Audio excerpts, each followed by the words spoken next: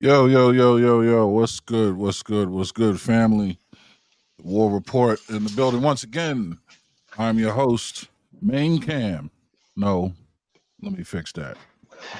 I'm your host, Iceman, aka Big Aaron. In the building, I have with me Mr. Chill Out as usual. What's happening, my man?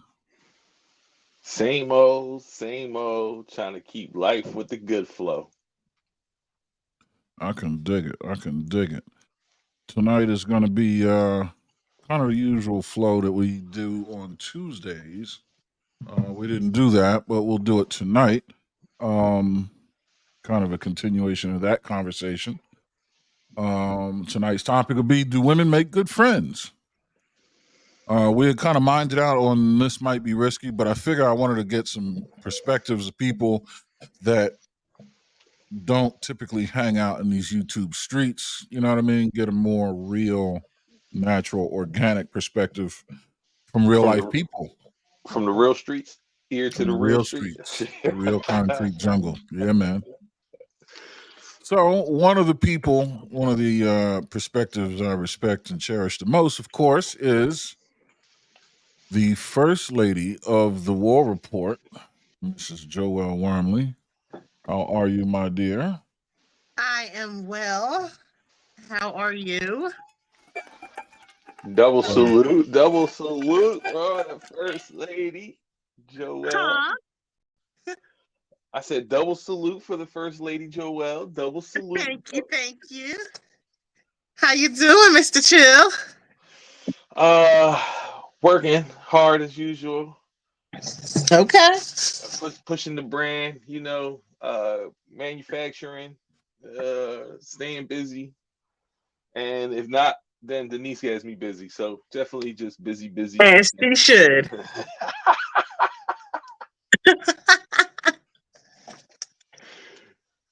Yeah, she keeps me on my toes for sure. God bless. That's her job. Yeah, yeah. That's what Still we're some. here for. I think that's another topic of conversation, but I agree and disagree. Shall never be a dull moment when you have a significant other. and Yeah, I agree. That I totally agree. It's never been. am I breaking up?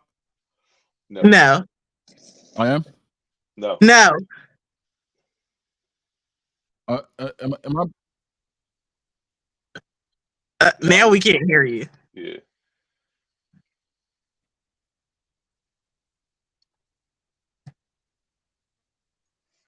It went silent if you are speaking.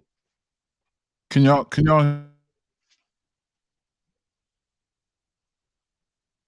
Your picture is gone. We can't hear you or see you. Oh, I got the late reaction. He's like frozen on my end. Oh, and he's spinning on my end. Okay. It's a blank screen. It looks like he's buffering. Yeah, no, he's just like stuck in the moment. Okay.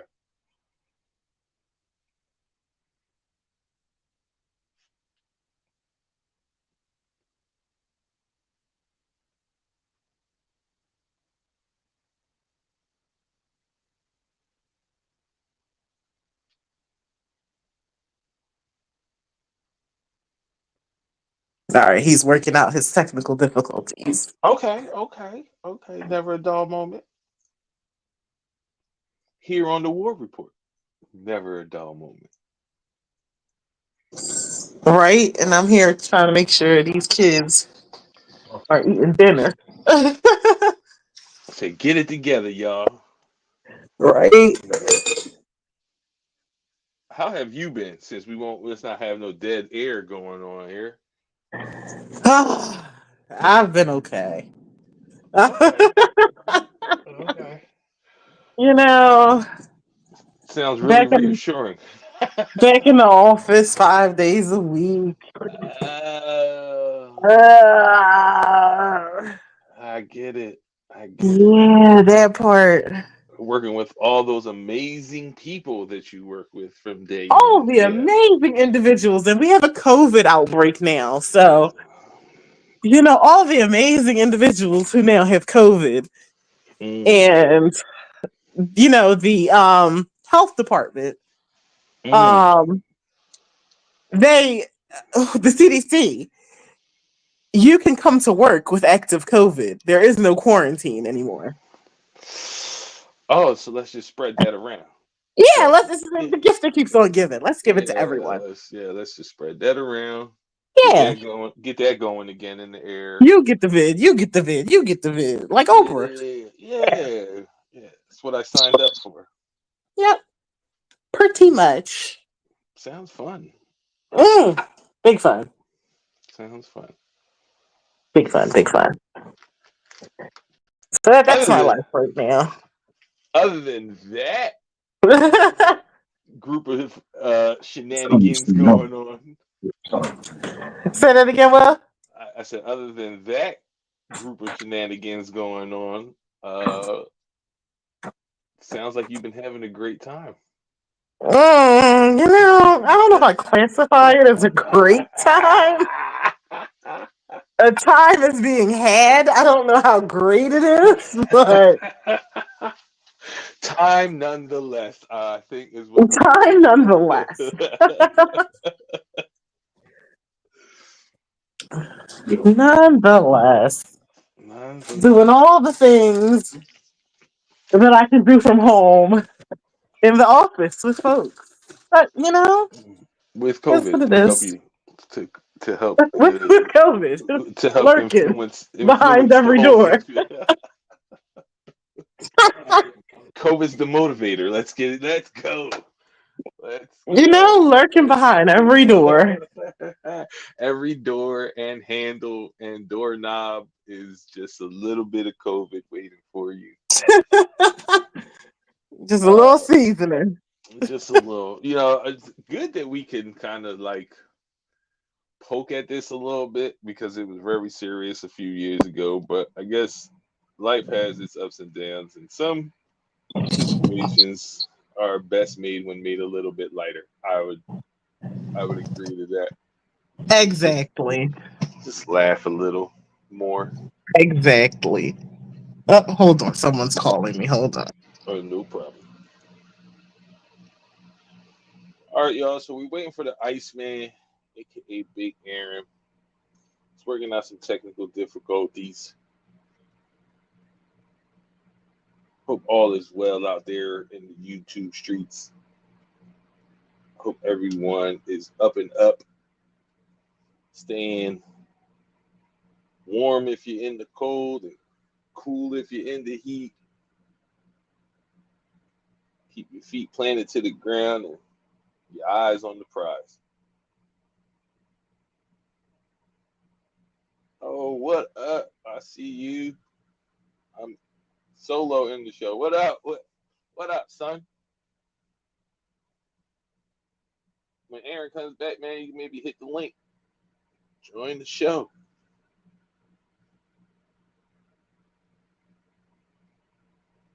We're having difficulties of the technical at the moment. Got me out here looking like a radio show host, minus the music.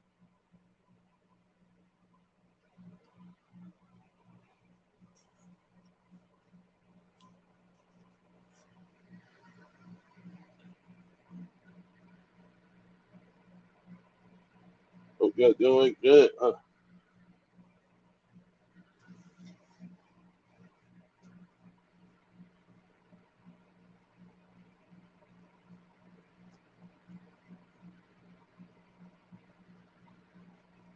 Chat, chat, chat. What up, y'all?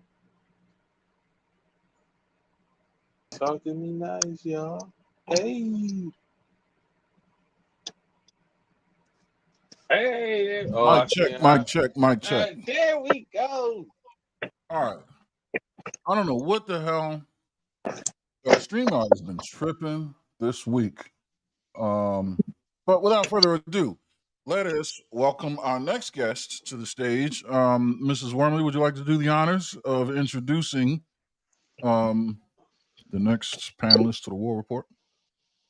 Yeah. So the next panelist is my good friend, Sarita.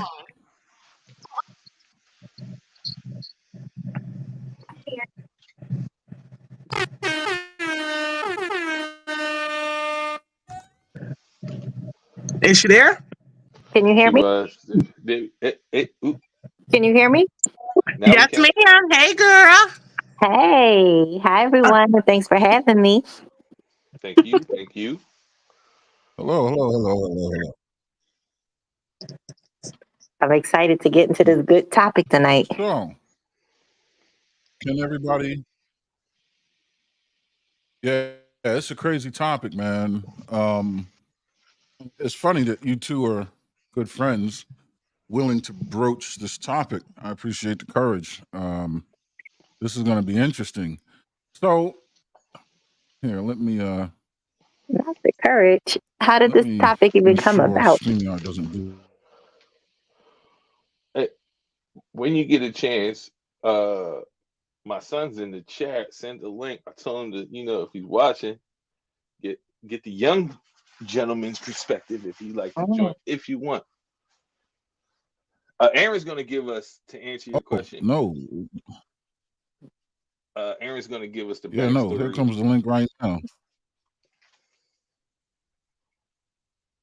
Yo, Zay, hit that. Click that. I'll bring you up.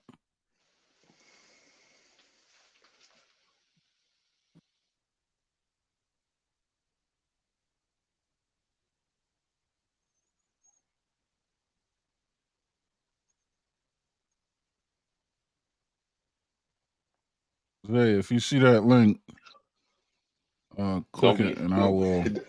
don't be afraid, young fella. It's all good. He ain't afraid. Shit. He Yeah. ain't afraid. I'm sorry. That might make him entice him to come up here even faster for sure. Yeah. Right. Right. Oh, afraid. So Hold on. yeah. Let me show you.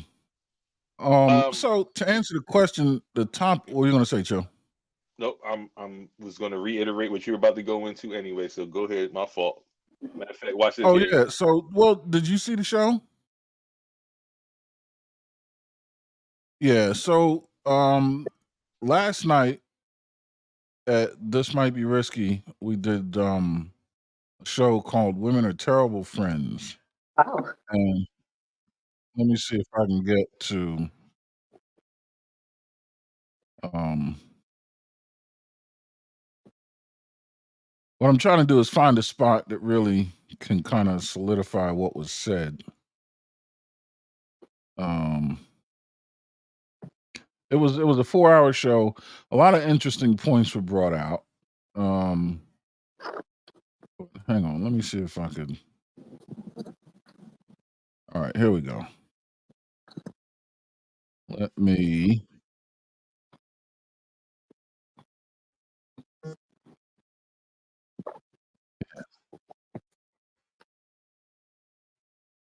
All right, so let me share this so you can kind of get an idea.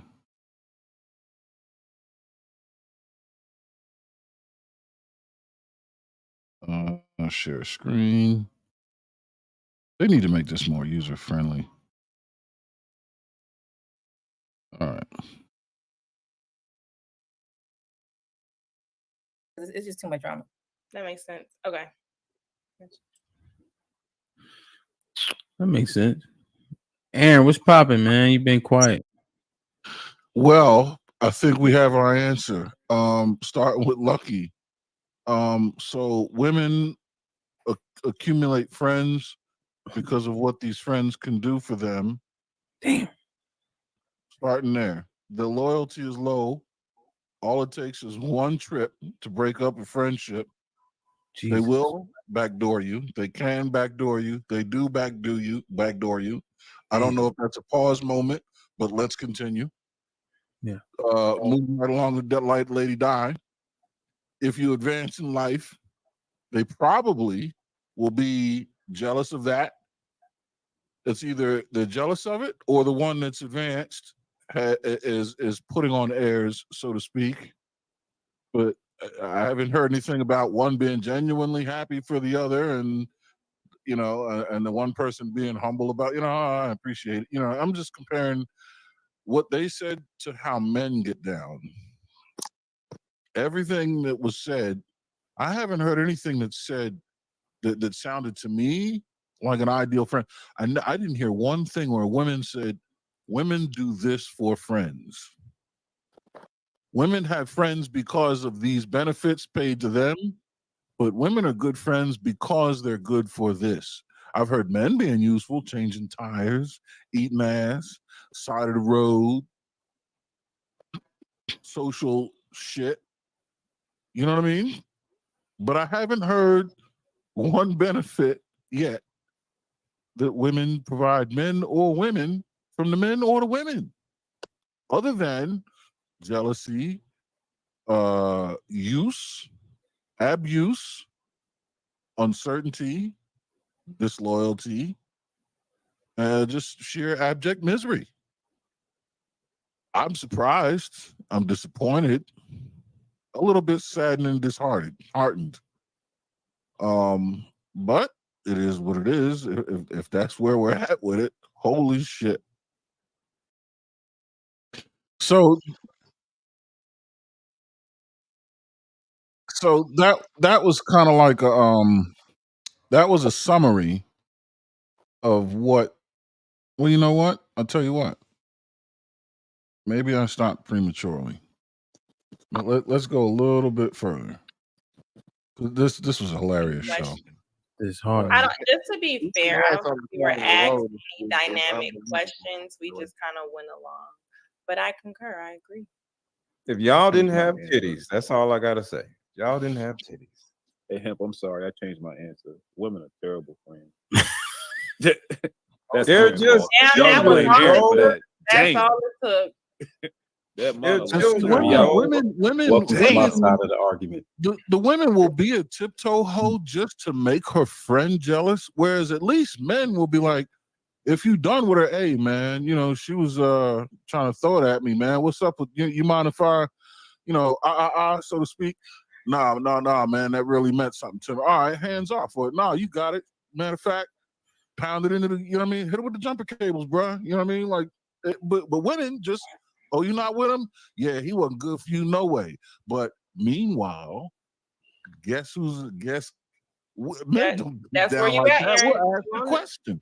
And you know what? There's 3 words. I got 3 words.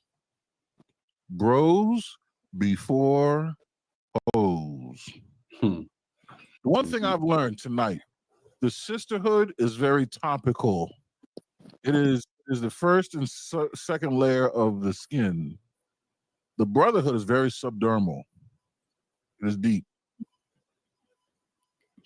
So ain't no sisterhood. Why y'all keep saying that? No, the sisterhood is very vast, but it covers the very surface. There's no sisterhood. It's like the sisterhood. There is no sisterhood. If there's an argument, sisters are going to ride, but it stops there. When it gets into some real shit, some deep shit, it vanishes. It disappears. It's like a very thin wafer that covers the entire existence of the relationship between women. It's there, and it's a very thin blanket that covers everything. But the brotherhood is much deeper, and I think that's why friendships between men last longer. Women have a whole bunch of friends that they met last year, and every year, and it's like there's an attrition. They got 100 friends, and the ones they met 2 years ago are dropping off, and the ones they picked up last night, and they're 5 at a time. One going in, one going out, one going in. Men, we have a wolf pack that we've had since we were just walking. We have acquaintances that come and go based on, where we are, proximity. You know what I mean? You go here, do this, you go here, do that. You got your homies. I mean, we can go on a cruise and best friends while we on the cruise. All right, later, man. Take care. You know what I mean? But we have our wolf pack, and that shit is beginning to end. We bury each other. Women don't bury each other. I have friends. I have my wolf pack is me and 3. You want to see them? Subscribe to the War Report. As we drop off, we're carrying each other's casket. And the last one, our son is going to carry the last man's casket. So and are you talking about death? We don't carry the casket. No. It's metaphorical, sweetheart. It's metaphorical. You're not around that like, long. goddamn, we supposed to be carrying caskets. No. It'll be literal, but it's a metaphor for how deep. For running the distance, going to the end. I got it. But all together, women they spend their entire lives being in parasitic relationships. That's That's literally that's what what it I'm is. saying in a nutshell. Thank you. Yeah. So let's get some opinion on this panel. What do we think? And we'll reference that show some more as the conversation continues. But just to kind of line you up to see, and I was paraphrasing the show at that point.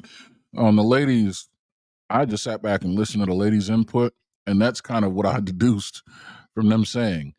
But what do you guys think? And Zay, it's the link. Hit it with your thumb or finger, son. Hit the damn link. Hit that like and subscribe button too, and tell a friend to tell a friend. You know it helped the channel the most. At least do that. But ladies, what do you think? What do you got? So I just want to start by asking my lovely, lovely, wonderful, loving husband. Did you say tiptoe hoeing? Oh, so yeah. So what that was, it was a reference to the sorority. So you know how like when you're in a sorority or fraternity, you get in line and you're in height order. The person in front of you is about the same height, maybe a smidge taller or whatever. That's a phrase that is used in sororities where the woman in front, if she's compromised in a relationship, the woman directly behind her is going to tiptoe up and look above the head of the one in front, like, you know what I mean? You type shit. Ah, gotcha. It was just funny to hear you say such a thing. Oh, but you blew right by the eating ass part. Oh no, that was next. That And was I thought next. that too, by the way. So Go ahead. Serena, did you want to address that? Because that was next. I don't want to start off with that. We can ease our way to the eating ass part, but You yeah. know, Excuse this me, my man word. surprises me every day. So One of the panelists, Mr. Letgo is his name. He has a penchant for buying women that need tires, getting them tires, and eating ass. That's his MO. It was a reference to earlier in the show and a reference to there's context. We will get there. As I find these clips, we will get there. But it was pretty much him saying that these are the things that women can benefit from being his friend in particular. You know. But let's say, for example, if all right, Sarita and I are friends, we go out to get something to eat. When would anyone expect her to pay for the meal? Like it would have to be the assumption would be that I'd pay. Right? The assumption would be that I would drive, even though it's not a date, it's just friends going out. The man is assumed to be the one to, provide the experience. And I don't know that men really go to women for advice or to be consoled, through relationships. And I'm talking about the majority, right? Nothing's an absolute. This there's always outliers, but by and large, men go to other men to seek advice or to seek counsel. And women can absolutely go to men, and they do go to men to seek advice, seek counsel, seek a shoulder to cry on. I would like to know how much do women do that for each other, how often, how and the quality of that. So I can answer that a little bit. So women do seek counsel with each other. I think women are cautious with who and how they seek counsel. Because we're taught as young ladies that, you don't share your business, your personal business about you and your man with another female friend. Because you never know who's trying to backstab you. Like you don't share intimate details. You're not gonna be like, girl, because he had me bent over like this, that, and the third, because you don't know what's going on in the other person's mind. In walks the tiptoe hoe. In walks the tiptoe hoe. See, there you go. But I think women, if you have a good friend that you absolutely trust, we do seek counsel.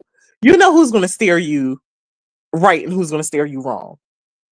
They say don't seek advice from a single friend if you're in a relationship, but there are some single friends that you can 100% trust to give you adequate advice. So I think it really just depends on your circle, and you have to know who's in your circle. Some. I'm not with that some and majority minority. Yes, some. What constitutes her as a good friend? Like, what did y'all have to go through that would then make her qualify as a good friend?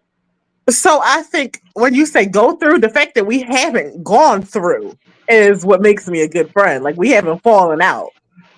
No, I don't think about one another is not what I'm trying to lean on. I'm saying is like together, like as men would go through the stripes together, right, or through the war together, or through a fight together. You know, you were in arms together, back to back, so you've gained each other's trust. Is more Right. what I'm leaning to is like, what have y'all gone through together as friends, like through the fire together, not against each other. I mean, it could be a plethora of things. It could be relationships. It could be parenthood. Somebody's had a baby. That, like, it could be a bunch of things. It's not one thing in particular, I don't think. I think women go through an emotional fire, like you guys develop camaraderie over so many things, and we have that emotional connection. But going back to that initial snippet, so many things that kind of stood out. For women, I think we're taught at an early age to be inclusive. Going back to like early days in school, you're taught to include everybody. Everybody has to be your friend, and they throw around that word so easily for young girls that we have to learn later on how to really get to a core selective group, whereas males are more encouraged. Like, that's your friend. Okay, go play with him. That's fine. And y'all don't have to develop that, okay, acquaintance categorizing and putting everybody into like a box of where they belong so early, like females. And that's why I think over time, women hang on to other females in their space that are not necessarily friend or friendly. And we have to learn how to just kind of separate and really develop friendships.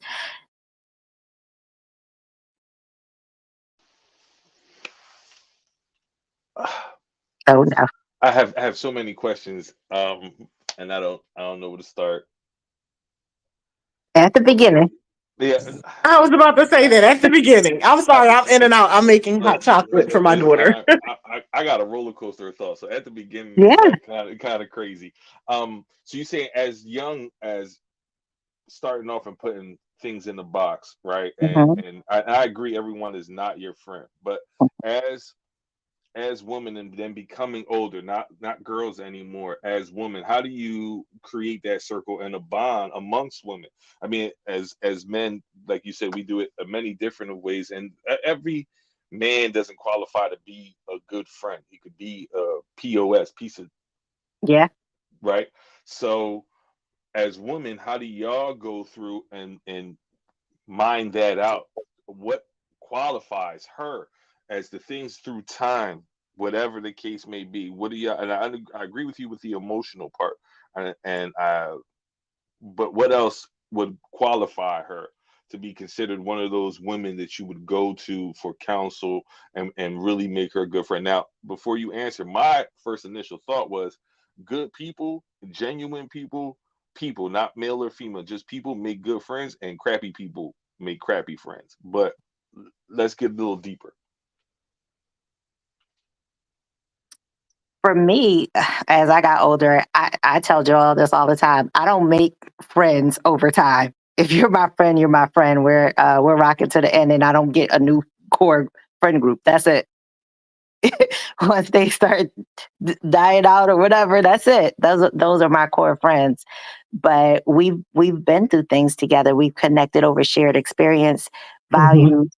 We can be honest with each other.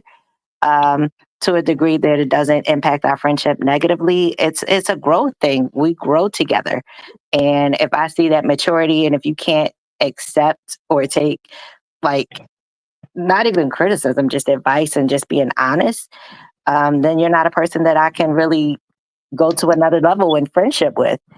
If our lifestyles are not similar, if we don't hold the core values, you're not going to be a friend. You might be on the outskirts of an acquaintance. We might do certain things together, but you're not a friend. So yeah, all those things you have to take into consideration, whether it's male or female, but primarily female. Yeah.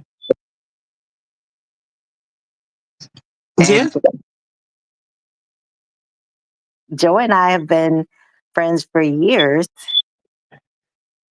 We've been friends for 20 Don't say the number. over 2 decades. She said, "Don't be snitching about this age thing." Right. I guess I'm about to share too much. Yeah, but I agree with Sarita. I don't change friends like I change my underwear. I have had the same core group of friends for my whole life. I have collected new friends in different stages of my life. But like Cynthia, who's been on this show before a few times, we've been friends since we were 3. Like, and then you have your friends that you had through childhood. I still have all those childhood friends. And then friends that I came in contact with in high school, as a teenager. I'm still friends with that core group. Very good friends, close friends. We still consider each other best friends. And then I have my adult friends that I met over the age of 18. And like I said, Aaron calls me a people hoarder, but I don't hoard friends. Like, I cherry pick my friends. You are my friend because I trust you. We vibe, we have a connection. There's something for me to want to be your friend.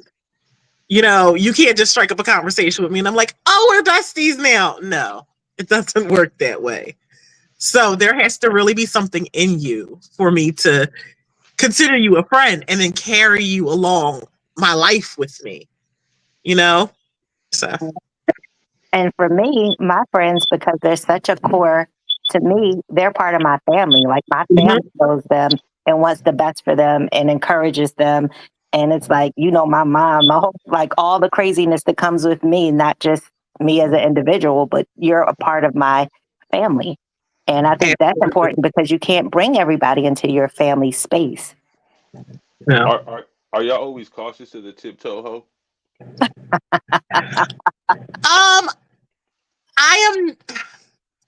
I want to say I'm not, because that's just not what's in my friend group. I don't have tiptoe hoes in my friend group. No, I'm just saying of people you meet along the way. I know that you're that you encounter. Yeah. Right. Yeah. I would say that you have to be cautious. It's like vetting, Are you going to become a friend or am I going to leave you where you are? So. Are you looking for tiptoe hoe signs? The friend group weeds out tiptoe hoes and everything else is not supposed to be there. So even if my judgment is like, she might be cool, they're like, no, an immediate no.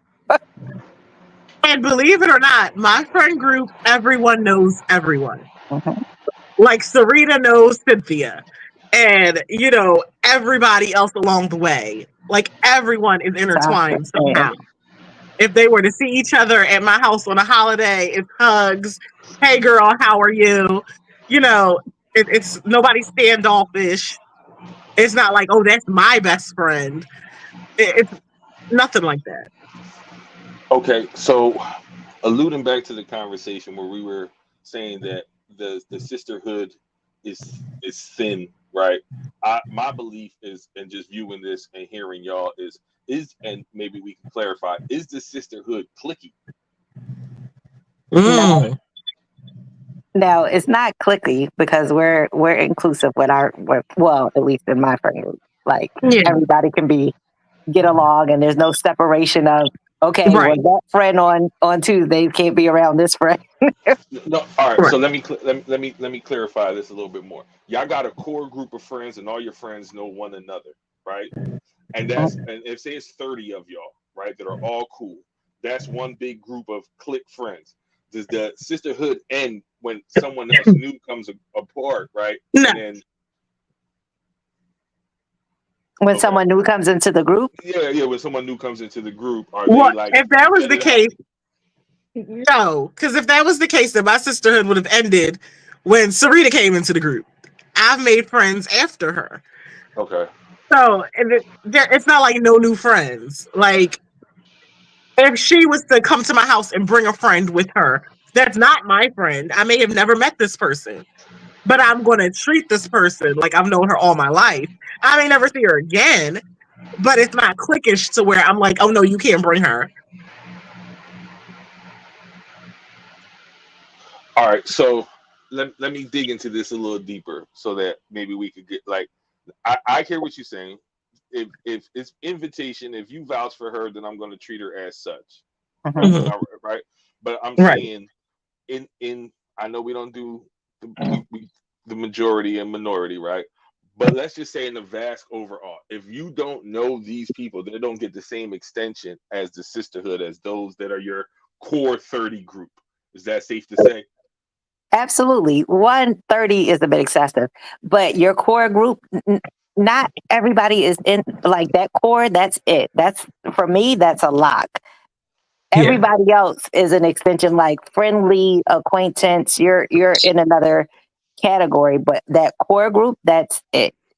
But will you be welcomed and just, warmly greeted? Yes. But will you be in that core? That takes a while, especially as adults, to recreate a core group of friends. That's really difficult. So the Right. sisterhood does exist, maybe more deeper than what Aaron thought it was, but it's just not as openly accessible to all women unless you Right. were part of that core group.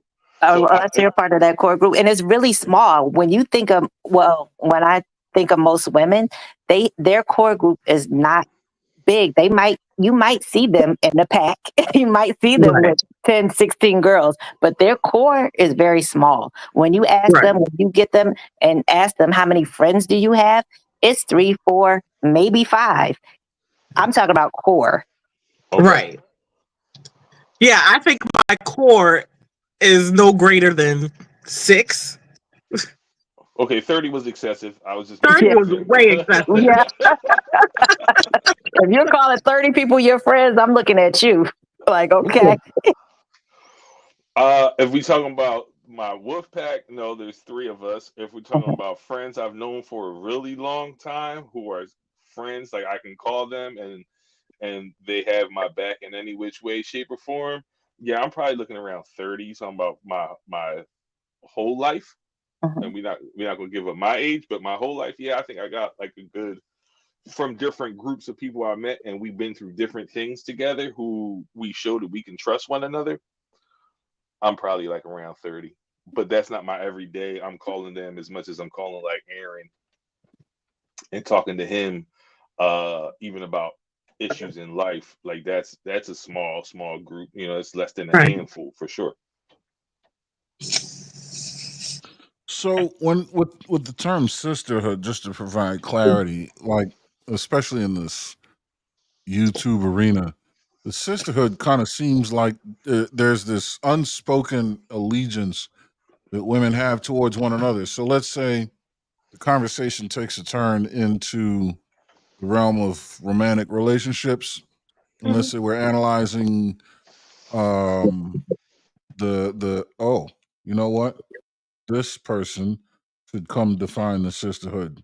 Don't mind it. Yeah, yeah. No. Tiff, hello, Tiff. Hit the link, please, Tiff. I'm gonna post it again, Tiff. Tiffocracy. Here's the link. Pasted. Enter. Yes, indeed. Would you like to come give us your definition of? Because I can't speak. PJ's laughing. I can't speak for the sisterhood because I'm not a sister and I'm not nobody's hood neither. So Yeah, please come give us a definition of what the sisterhood is. The way I encounter the sisterhood, it seems like no matter where the conversation goes, women stick up for women. Um, oh, you're cooking. Okay, very well. Well, correct me if I'm wrong, but it seems like women will stick up for women when the conversation becomes contentious. Um, like women find it easy to denigrate men or hold men accountable for their transgressions or indict men on being deficient here, there, and other places. But when it comes to um, analyzing, oh, good, glad you did. Yeah, I hope it was good. When it comes to analyzing the transgressions of a woman, women tend to come to the aid and defense of the woman sight unseen, or they'll try to find a way to reverse it and make it the man's fault to a degree. So that's kind of what the sisterhood, to me anyway. Wow. Okay. Then that's not a sisterhood, because I will tell you, my friends definitely hold me accountable and can help me to see things in a different perspective, especially when it comes to relationships with men. And they don't let me skate with what I think should happen or should fly. They really are honest in that area. And then I have to check myself and say, okay, you know what? There are some things I need to change or look at differently. Now, let me ask you this: are those conversations typically held in private and in the absence of men? Well, that's when you're asking your friend group or your friend about advice or just going over like what happened. So that's usually private conversations. Yeah. But I wouldn't imagine like checking a friend in front of like a spouse or like, like, hey, that's wrong. Let's talk over here. Yeah, sure. That's So, what I would do with a friend. right. So, I guess here, let me give you another example of how, when I say sisterhood, I mean it shows up in more casual and co-ed conversations. Between sister code and sisterhood, is there a difference? Y'all think? Because I feel like some people have been using it on the panel tonight interchangeably, and some people have made distinct differences between sisterhood and sister code. And it seems like some things are violation of one and not the other. And is there a distinction? The HQ, I thought she No, you have to ask Lady Di or Jay. They're the ones who said sisterhood and sister code. I only said sister code. I never said sisterhood. Well, you said you don't sisterhood, right? No, I didn't say anything. I said sister code. They made the distinction between sister code and sisterhood. Yeah, Lady Di and Jay did. So I asked them what was the difference. Does anyone have a response? Lady Di, do you remember what it was? So Lady code. Sister code, right? Girl code. That's what it is. Sister code, girl code, whatever. That's more like, from what I was understanding from the definition, because I asked HQ to explain what it means.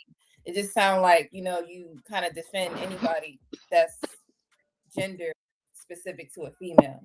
And then sisterhood is more like, I guess saying that MJ, I don't know if she's on here, but she was saying kind of like basically if you and a group of your friends are together, you guys are kind of like on the same morally conduct, and that's kind of like what I was saying, then you have a sisterhood to each other to be loyal and defend one another because you guys have a friendship. So that's the difference I've seen. Like you're not going to, basically in a sisterhood, you're not going to defend someone outside of that doesn't fit what you guys believe in. But sister code or girl code, you defend anybody that's a female. Mm-hmm. I kind of take it with girl code. What'd you say? I will push that the Me Too movement was girl code. wasn't about sisterhood. Because it was just women getting together and just on one accord pushing that narrative. It really didn't have anything to do with if you had went through something like that, or just okay, yeah, I'm down with that. Even if women were lying. And so yeah, it's just in a way of distinction between girl code and a sisterhood. I think I kind of think the opposite. I feel like girl code is like a set of rules, a set of standards that apply on a very broad basis. Like somebody earlier brought up the example of, you don't sleep with your best friend's ex or something like that. But sisterhood to me more sounds like the Me Too, or it sounds more communicative. It sounds more kumbaya, sisterhood of the traveling yaya pants and all that. You know what I mean? It sounds more togetherness, but not so rules and how to conduct yourself in the presence of your fellow woman or toward your fellow woman, so on and so forth. I don't know. Yeah, I've only been talking about girl code. I've only been talking about girl code. I haven't been talking about womanhood or girl. I haven't been talking about the other thing. I've been talking about we don't sleep with our sister's boyfriend. We don't do that. We are on the code that way. At least I don't say nothing. At least I don't say nothing. Whatever. So, what do you think there? That was definitely interesting and insightful. One, I never heard of sister code. Me neither. So this is the first time I heard of that. I heard of girl code, but again, growing up, like the don't sleep with your sisters or friends, boyfriends or exes or things like that. I've heard of that, but everything else was a little enlightening and informative. But I think that goes back to like a groupthink mentality where you have to feel like you have to defend people no matter what, regardless of gender or like where you stand in your friendship. For me, I've never been that type of individual. I have a favorite cousin, and she hates that about me because I will tell her when she's wrong or if something is indefensible, regardless of her being my female favorite cousin or her being a female. And I've always been what's right is right, what's fair is fair. And it doesn't change just based on your attitude or experience. I call people out and stuff, but I expect the same in return. And I don't feel any type of way if somebody says that to me. I want that. I want that honesty in a friendship. And I also have never heard of sister code. I've heard of girl code, like Sarita said. And to me, growing up, that was you go out with a group of girlfriends, we come together, we leave together. You're not leaving with this random guy and, we're just going to watch you walk out the door. Like, no, we are all getting on this bus together or in this car or whatever. That was girl code, as well as, you don't mess with your friend's man. Now, sisterhood, I think an example of sisterhood would be you're out somewhere. Let's say you're at a bar and you see another female being hit on by a guy and she's uncomfortable. You don't know, you don't know where it's going. You don't know anything about the situation, but you can tell she's uncomfortable. You might have overheard her say no thank you, but he's being really obnoxious. And maybe you just pretend to be her friend. You go over, you're like, hey girl, I haven't seen you in so long. Like, to just kind of break the monotony, and maybe he'll go about his business. That's more of sisterhood to me. And that's to like a random person, not even like a friend. That's just being a good human being to another woman. Yeah, sisterhood to me is being supportive, regardless of what you could benefit from it. It's not your fight or plight. It's just being supportive of somebody else when they're going through, and just acknowledging that they're doing that. You don't have to be a part of a core friendship group to do that. Right. You could be part of a sisterhood with random folks, strangers. And my core group of friends, we hold each other accountable. Aaron, you already know that I have friends that if I'm being crazy, they're going to tell me I'm being crazy and I need to get my shit together. So, yeah, and I'm going to do the same for them. So, we don't sugarcoat, and we don't, girl, you know, you right, he's wrong. We don't do that. But I So also didn't grow up in an environment where I saw those types of examples where women were just like, oh yeah, just we're right all the time. I'm seeing that more now than when I grew up. And it's an interesting dynamic to me. And I'm like, wow, because I feel like now we're in a space where women can't check other women, or women don't check themselves when it comes to a lot of things in space of relationships. And it's like men can't say or do anything. They're just automatically attacked because everybody just rallies around and supports women now. That's different for me. so wait. So you feel as though that is the case right now? More so than when I was growing up. Here, let me. I see more of it now in social media and just like other groups of friends together, not my friend group, but other groups of women. I see it in different discussion topics. And it's like, oh, that's interesting. Don't want to be a part That, of that, but that's an interesting dynamic. that's the sister code I'm referring to. Okay. That's what. So here, let me share this, and I think this speaks to that. But that right there is what I was referring to. But here, have a look at this. It's okay. Like, why did you say wow? I said well because I was sitting here for the longest time, and it took that long for her to say exactly what Jay was alluding that she was thinking, which was that you just don't like the fact that a woman is agreeing with a man. We could have went that all could have been wiped out by just saying it. I don't like the fact that she agreeing with the men. No, I just don't believe her. I just don't believe it. Because you don't like the fact that she's agreeing with the men. Oh well, I mean, if you want to put it there. So I was just like, wow, that's crazy that it took all of that just for it to finally come out. I mean, if you don't like that she's, because it's not only that, it has to do with I don't believe her. That has nothing to do with whether I like it or. Okay, then what? But it's like no. Okay, you said you got pissed off. So when you got pissed off, what was the first thought that popped in your head? Right. But why is it nonsense? That's why I said it don't make sense. Because I don't go into that frame of what they say, what men say women act like, why they act like they act. It has nothing to do with whether I like her or I don't like her. I just don't fall into that. But it has frame. everything to do with her aligning with men.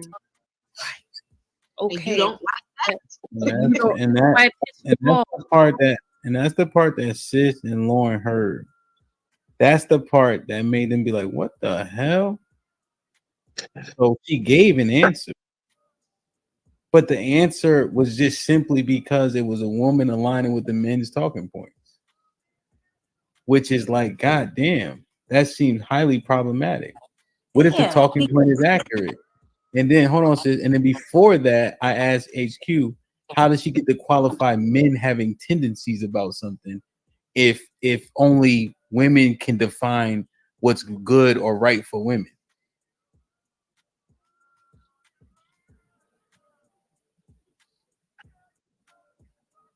It's a continuous conversation. So why aren't we putting all that together? So this is an example of the sister code, essentially. Like we just don't want to say the thing. Huh? I said this whole show is. We've had like numerous situations of it happening. Yeah. We're still trying not to push too hard because we've all had some sort of like communication with each other to a degree. So we're still treading lightly because we respect each other just because we're in the same ecosystem. Gotcha. Hey, Well, for me, it's because the rest of you are black, I think. But I just don't. I yeah, more so than anything. HQ knows half of that was full of. She was full of shit on half of that at the very least. So That's what HQ is not wrong. If you're a woman and you live this life, you know for a fact you're not thinking like that, straight like that. You had to get that from a man to a large degree. HQ been Okay, through life. sis. Okay, sis. But the thing is, when you sat back, I've been knowing you for a long time. You knew it was bullshit. I seen it on your face. I'd seen it coming a mile away. But then you just stayed on mute. Like that. That's the things we're No, trying to understand. you read it right in terms of what I was thinking. So anyway, what do we think about that? Just blindly supporting the women's perspective, whether it has any validity or not. Yeah, I don't think anybody is inherently right because you're female or inherently wrong because you're male. I have 8 brothers. I grew up with 3 strong male, well, 2.5 father figures. So having a male perspective, I've never jumped on that bandwagon of the woman is right just because she speaks or has something to say. It's a dialogue. It's a communication. We might come about it in different ways. We might say our piece in different ways, but it doesn't make it wrong. And it's not disrespectful to disagree with somebody or have a different point of view.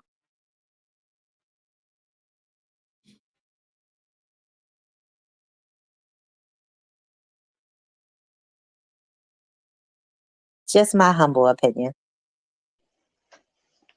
It's just wrong, and right. And some people, I don't think that falls on a gender basis. Do you? I don't think so. I don't see how it could. Because if women were right, absolutely right all the time about everything just because we were women, I mean, what will really men bring to the table then? You couldn't say or do anything. You really wouldn't. I couldn't see that as a man outside of the whole providing thing, but you really don't have an opinion. You can't say anything. Like you can't lead. How do you take that away from somebody, the essence of who they are, and say that's wrong? I think perspective has a point of view, right? So but I still fall under like that doesn't fall under gender base. Like if I might be saying the right thing with the wrong approach, or you might be saying the wrong thing with the right approach, right? Like I don't think that changes. The thing is, if it's right, it's right, and if it's wrong, it's wrong. I think on these shows, sometimes in some of these panels, the facade may come up, whereas though some women, I'm sorry, Aaron, but some women maybe just don't want to seem like they're going against the grain, for lack of a better term, maybe. It's that groupthink mentality. But I'm going to share my age a little bit. I don't know if you guys remember, there used to be a thing, men are from Mars, women are from Venus, like back in the day. Whole book. Whole thing. And it's about communication styles. It doesn't mean that women are right and men are wrong, or men are right and women are wrong. It's just the way that we share our experience and communicate that. It's just from a different perspective. And I think out of that, people just went to the extreme end of the spectrum with this whole sister code or whatever it is. It just went to the extreme. Do you think that a lot of this stuff could be the emotional participation trophy? Instead of like, I'm instead of sorry. just Say like, that again, Mr. Chill. I had step away for a second. no, Would you say? I said, do you think that a lot of this could be like the emotional participation trophy? Like some people just don't want to agree to disagree, or just disagree to disagree. That's a good one. It is. Possibly. Yeah. I think we stop hearing each other after a certain point. I think we're so ready to just rah, rah, rah and say something just for the sake of saying it, but we don't take the time to really absorb what's going on and really take it in and process before we get offended as women, I will say, in this day and age. Oh, men too, though. Like in the war report, we do not disclude anyone. Like a shot is a shot, and a hit is a hit. So men too, right? It's, women and men. But I know this was like women making good friends, but men also. The men overreact to certain scenarios, and women may overreact also to certain scenarios. I Philly, God bless. I really feel that none of this is gender based, but all performance based on the human. This is all default reactions from experiences of who the human is, and nothing to do with the gender. That's my perspective of it. Now, was this topic born out of a conversation that women can't be good friends to other women? I'm sorry? Was this born out of the topic or a discussion that women are not or cannot be good friends to other women? Just because of the, I guess, cattiness, jealousy, the things that were brought up earlier. I think the topic is women can't be good friends, period. Shots fired.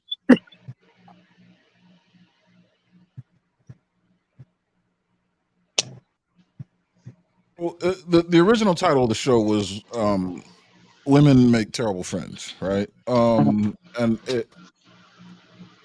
that statement was made under the guise of, or under the study of friends amongst themselves, and then how good a friend could be to a woman. So maybe to make it a little more easy, let me take you to another part of the show. Maybe this will provide some better context.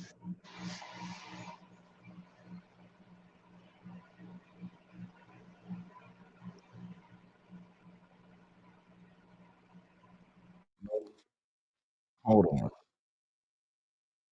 Wrong one. Let me change. Let's see. Remove. All right. It's this one. All right. There we go. So let me know what you think of this. And this is as it relates to, I guess, women being friends with men, making terrible, lousy friends to men. Test of this and is there. They just don't have access to the sexual part though. Meaning they can call each other for favors. Yeah, you talk about that. Okay. I think we could do a real time test of this, and Luck, we got to pick on you. Datu, she's married, but you know what I'm saying. We asked the question. So, ladies, would you consider a man a real friend if you knew for a fact his original intentions for you were sex, but he pretty much just settled to be in the friend zone? That's good. Check your DM, Hemp. Okay. You said, would I be friends with a guy if his intentions was sex, but he settled to be in a friend zone? Would you consider him a friend if you knew for a fact, like you said, or it was revealed to you somehow, some way, that his intentional purpose for you or approaching you was sex, and then you know what I'm saying, whatever he played the friend from that That's point. a lot of conditions. Yeah, I would. Even though he want to fuck. Yeah, because he gonna do all the perks I need him to do from the friend zone. She's saying no. Yeah, he said no. She gonna use that nigga for what he used for. No, because wait. Let's pause. Let's pause. Consider him a I'm gonna explain the reason why he's necessary. If you're saying a friend, right, and when you look for a friend, if I get a flat tire, I need a male friend to help me. I can call him, and he's gonna come usually because he likes me. I'm gonna use that perk. If I had a man, I wouldn't need to call him. So yes, he is a friend until I get my man in. Fantastic. It goes back to the she being honest though. Look, but she being honest. No, Luck is not wrong, but it ain't a friend. That's a utility. But it's still be a friend. I mean, aren't your guy friends when you call them in certain times of needs as well? Luck, but the if thing somebody is, just left you at the club, they about to jump you, calling your friend. Yo, No, but Lucky. look, No. the only reason is because they're that nigga's useful until he ain't. And then Oh, when you I'm get a not man, arguing that. I'm arguing that yeah. I'm gonna tell him Yeah, that's he my not a friend. friend, ma'am. That's a do boy, as we That say. nigga's I don't need you talking against my friends, Mr. Fantastic. Yeah, you that got nigga's a Lucky, screwdriver. hey, Lucky, Lucky got a motherfucking detective, nigga. She know you niggas just trying to fuck. But here's a follow up. Look, if that same friend called you in need, would you return the favor? Hell nah. No. Okay, look, never mind. I tried. I fucking tried.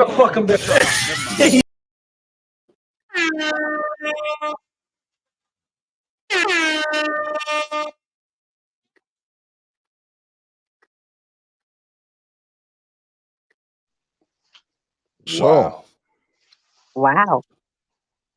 Wow. here's the thing. Lucky is a really dope woman. Like she's not. And shout out to This Might Be Risky. That was on his panel, his show, DJ Hamp. Everybody knows who he is, what he is. Check out the channel and hit the chat, hit the link if you're not busy. But like that kind of is what we were talking about the quality of friendship that you can expect from women. You know what I mean? And my question is, how does that survive among women? Like, if that's how you view friendship, how does that survive among women? See, and it can't survive. It doesn't survive. Even she admitted it. Once she gets a man, then he's no longer of use. But that utility friend, that's not really a friend in my eyes, in my viewpoint. That's not really a friend. Spoken from a woman who has male platonic friends at this big old age. So they're not utility friends to me. We've grown and known each other for a long time. And regardless, even if they started off with, damn, I want to fuck you at some point, we're still just friends. And we've had conversations, like we got through awkward moments, but we're just friends. And you're not a utility to me. You're not just of service when I need you for something. You're really somebody I can call on and say, hey, I'm going through something. I need some probably emotional support or brotherly advice or something like that. And I'm encouraging you too. And you go off and get your woman, I'm gonna go off and get my man. We're still gonna encourage and support each other and be friends. I don't think it should be like one of those things where you're just not a part of each other's life and space anymore. But some people can't have that. And some people are just, create those boundaries where it's just like, okay, you're in my space and I'll call you a friend as long as you're of use for me for this particular purpose. Like No, don't finish that. Finish that thought. Don't finish that thought. I have 2 wives. What's happening here? You have 2 what? Wives. I can only afford one. What's There happening? can only be one dick. I don't know why I'm up there twice. Yeah, but all right. Which one? Which one is the real you? Well, let's do an experiment. All right, you still there? All right. Right. You've chosen incorrectly, sir. You still there? I'm here. Can you hear me? Yeah. All right. So, are you unmute? Are you muted?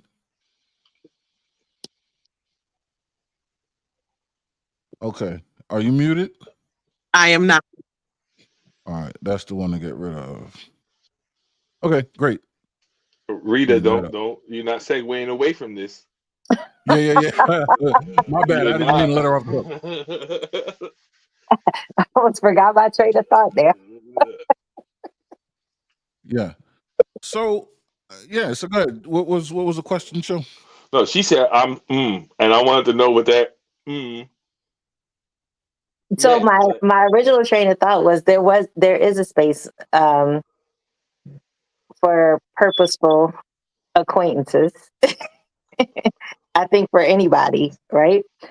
But when you talk about now we're getting somewhere. Okay. Yeah. Just being purposeful acquaintances. Yeah, I'm just being honest. Well, however you want to classify them and call them in your particular experience. Do elaborate, honey. That's what I. Well, I think it was referred to as a utility friend in the snippet, in the little recap. Just somebody that can be of use for you or of service to you when you need it. And I think it goes both ways. I don't think it's a one-way street, but not sexual.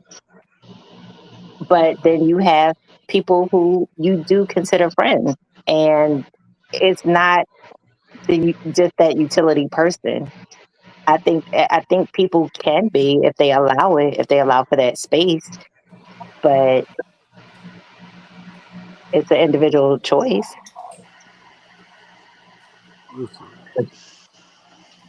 This is crazy. Who, Aaron? Good eve. What is it? Good morning. Good evening and good morning. Is my can you hear me? Yeah, we can hear you. Can you guys hear me? Yes. You can't. You can hear me. Hold on, Ariel. Is the door open? Can you make sure my bedroom door is open? Allow me to introduce to the stage the man, the myth, the legend himself, the man who's always cammed up and hasn't cammed up, Mr. DJ Hand. It's good. I'm getting on this plane, but I couldn't take it. I couldn't take it. Did she say that after you I was got? going to say, Can y'all hear me? Yeah. Did she say yeah. after he's a utility player, they can still be cool after they get with other people? No, I did not. Say it again. I said there are spaces where you do have a utility friend, somebody that's useful for you and serves a purpose, and it goes both ways. But if you're talking about a real friend, that's different. And then Okay, that let takes me you into let a me ask a different clarifying question. Mhm. Are they giving dick and taking dick in this situation? Are you talking about the utility person or just the friend? Yeah, yeah. Depends on what you guys want. Like for me, But see, it can't be blanket if it depends. If he's putting his penis in her vagina, you're saying that then they can still be cool after they get with other people? if you're talking about me in a specific situation where I had a utility friend, it was platonic.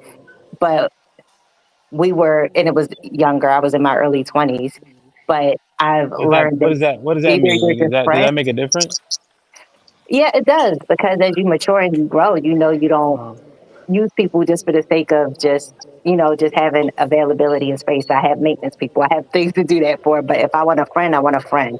Damn. So you use them up and then you put them in the friend zone. No, I said it was two-way street. It Oh, what did wasn't he just use you for? so Right. Uh-oh. I was available if he needed to go out, do things, have another perspective on things. Let's go shopping. Let's go do this. I need you to be around my family for this event or do this. Like it was, like I said, it was both of us, but we Read were it. actually. Read it. You know I love you, right? First and foremost. I just want to make sure we get on that part. You could say whatever. Be honest. That's just what it was. Well, that's what I want to interject. I want you to be honest. Did you say that you were a shoulder to cry on? And when y'all was shopping, who paid? I didn't say I was a shoulder to cry on. Well, I'm trying to figure out Let what me did you clarify. actually do for I him? like how you Hold on, throwing Rita. stuff in there, but no. Hold on, Rita. Let me finish windmilling. So he he hanging TVs at your house. He cutting the grass, and you giving him a conversation. You think that was equal? Well, he did not cut the grass or hang TV, but He killing snakes in the backyard, and you talk about you talking to him. So you thought that was an equal exchange? well, not if he killing snakes. I mean, if he went all out like that, then that would be different. But that wasn't my particular situation.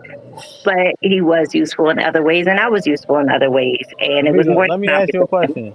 If you would have called him at 2 a.m. and say, "Hey, come get some of these cheeks," would he have came? I think, regardless of where you at, if somebody is offering that, unless they really are not into you or have a situation that they really not trying to fuck up, then they Uh, would.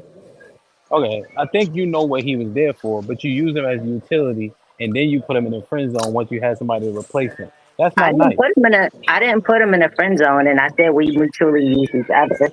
And I outgrew that really quick. And I was in my early 20s, but I do have platonic friends now that are males that are not used as utilities. They are genuine friendships that we've grown over the years. Okay, Rita, That one I thing don't that call at 2:00 in the morning, that I don't ask to hang my TVs, that I don't ask to kill snakes or cut my okay, yard.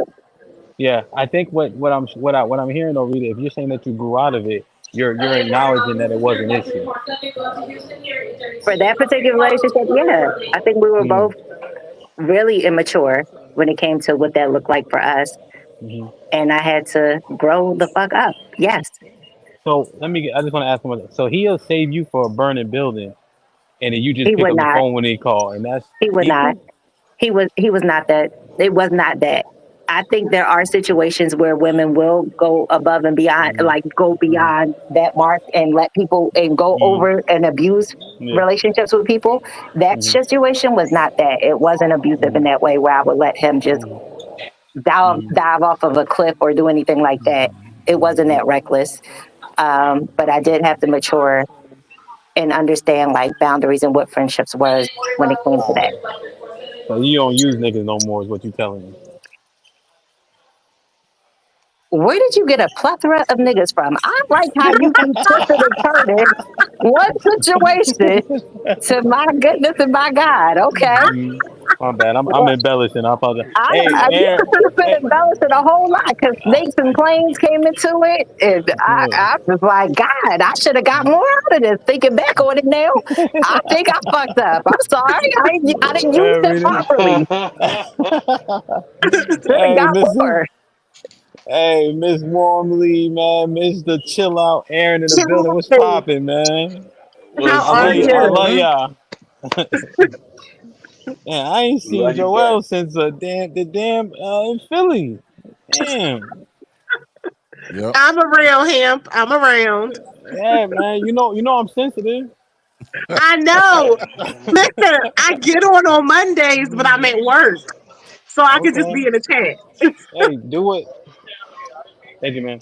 Hey, you what Fo do? Quit your job every Monday, and then Quit have a job everybody. back. Yeah, Fo quit every Listen, Friday. if I could, I would.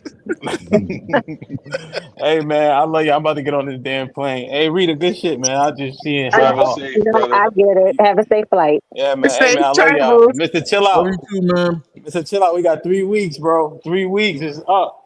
Listen, you already know it's about to get rocky. All right, I love y'all. Easy. I love you. Love Be you. good. Safe travels, man.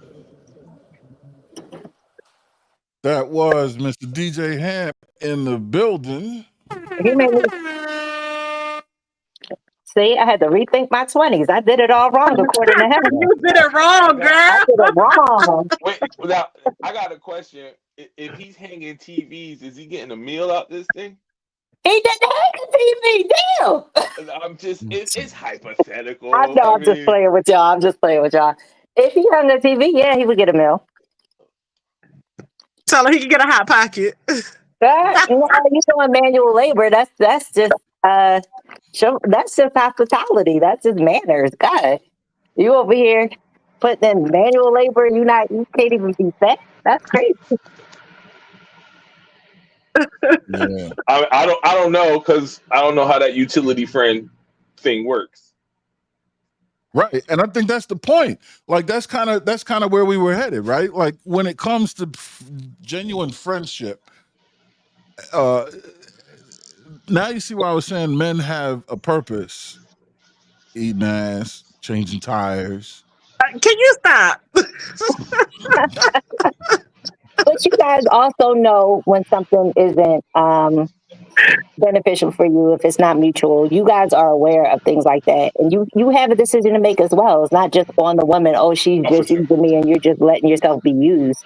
The title of the show was "Women Make Lousy Friends." Do we have the capacity to be shitty? Yes. So do men. No, see, now what we have here is windmill. Is an example of a sister-coded windmill. That's the sisterhood coming out. See, how come when I say, okay, When I say Mr. Chillout said that, okay, it's not gender specific, it was cool. But I say it, it's like, sister code. No. A question that's asked may not be gender specific, but when you make a statement and then say, "Oh, but I know I am, but or no, I know you are, but what am I?" That's when it starts getting sister code. Now that I know you are, but what am I? I admitted to my bad misgivings in the past, and that I wasn't the best friend in that situation. And you kind of fucked it up. You should have dug in deeper. No, I wasn't. I wasn't going to dig my heels into that. Well, let me ask you this: does it manifest the same way among women? I mean, are you equally as shitty friends to one another? Because the way you guys opened the episode, the show, was there's a lot of merit to having a woman as a friend. You know, from the perspective of another woman. Right. Now that we're digging deep to the truth, do you guys suffer these same fates that men do? Yeah, I don't think I have, but I've witnessed women being shitty to each other. Of course. Of course. You got a friend who know how to do hair, and she's only your friend because she does your hair, and you don't want nothing to do with her any other time. Or she'll babysit for you, and yeah, that's my girl because she'll watch my son on Friday nights because she ain't got nothing else to do. Like, women do that. Yeah, it's real. It is, and it's also outside of your core group. Would you do that to your core friend? No. So there's a No, but I devious mean, I think mindset. if we're not just talking about us, like I guess we're a unique case. If we're looking at the grand scheme of things, yeah, women are fucking. It's never the people on the panel. Never. Who? What? What? So you saying there's more the devious mindset? Women move in a more devious mindset way? I think we could be calculating. I think we can be if you're talking about all the attributes that women have in friendships that are like can be toxic to a friendship, we can be very calculating. We can be very devious. We can be very, divisive. Yeah.